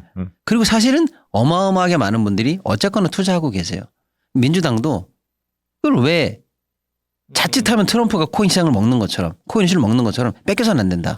이참에 이제 미국도 규제를 풀고 뭔가 하겠다고 하니 큰 흐름이 어쨌거나 좀 바뀔 가능성이 있어요. 그동안은 뭐 저 누구죠? 제1의 거래소 중국의 아니 그 저 창펑자이 뭐 CJ 뭐 CZ 있잖아요. 뭐 걔도 중국계라고 해서 막 때려잡고 미국의 거래소가 잡고 뭐 했었는데 이제는 ETF도 출시한다고 하면서 여러 가지로 어쨌거나 압력을 넣어서 규제 완화 쪽으로 갈 거잖아요. 그렇게 해서 확실하게 한쪽 섹터를 먹어가잖아요. 그 돌이킬 수 없는 섹터가 있단 말이에요. 명분보다는 우리 금투세 논쟁에서 배운 것처럼 여기도 이제 민주당이 과감하게 먼저 선제적으로 접근해서 우리 섹터로 가져와야 돼요. 실리의 영역이 있다라는 거군요. 중요한 말씀이네. 자, 오늘 미국에서는 트럼프가 대통령이 되고 미국의 어떤 경제 움직임이라든지 변화될 내용들을 한번 짚어봤고 또 우리 경제에는 어떤 식으로 영향을 미칠 것인가 이런 부분들 한번 정리해봤는데 그 아마도 여러분들 뭐 신문을 보시거나 뉴스 보시면 얘기하는 사람들 많을 거예요. 이 관련해서. 오늘 여기서 들은 만큼 밀도가 있었느냐 한번 따져보라는 거지. 그래? 난 다른 방송 안 들으니까. 경제 만화방이 압도적으로 내실 있었다. 여기만 들으면 돼. 얘기를 해드리면서 요거를 하루 먼저 보시려면 멤버십 가입을 하시는 게 여러모로 유리하다. 오픈 채팅방에서 자료도 받으실 수 있고 몇 번이나 돌려서 보시다 보면 뭐 공부라는 게 별 겁니까? 아니 그리고 광고주들이 말이죠. 경제와 관련된 광고주 가 꽤 있잖아요. 그런데 적극적으로 좀 광고도 해주시면 좋겠어요. 아니 그렇잖아요. 왜 나한테 그 동의를 구합니까? 그냥 알아서 하시기 바랍니다. 자, 오늘 경제만화방은 여기까지 함께하고요. 실시간으로 함께해 주신 우리 멤버십 여러분 고맙습니다. 그리고 금요일에 방송될 때도 본방송 보시면서 궁금한 점이 있거나 뭐 여러분의 의견이 있으면 댓글 달아주시면 저희가 다음 방송에 또 반영해서 방송하도록 하겠습니다. 오늘은 여기까지입니다. 여러분 고맙습니다. 안녕. 고맙습니다. 양질의 상품을 착한 가격에 박시영TV.com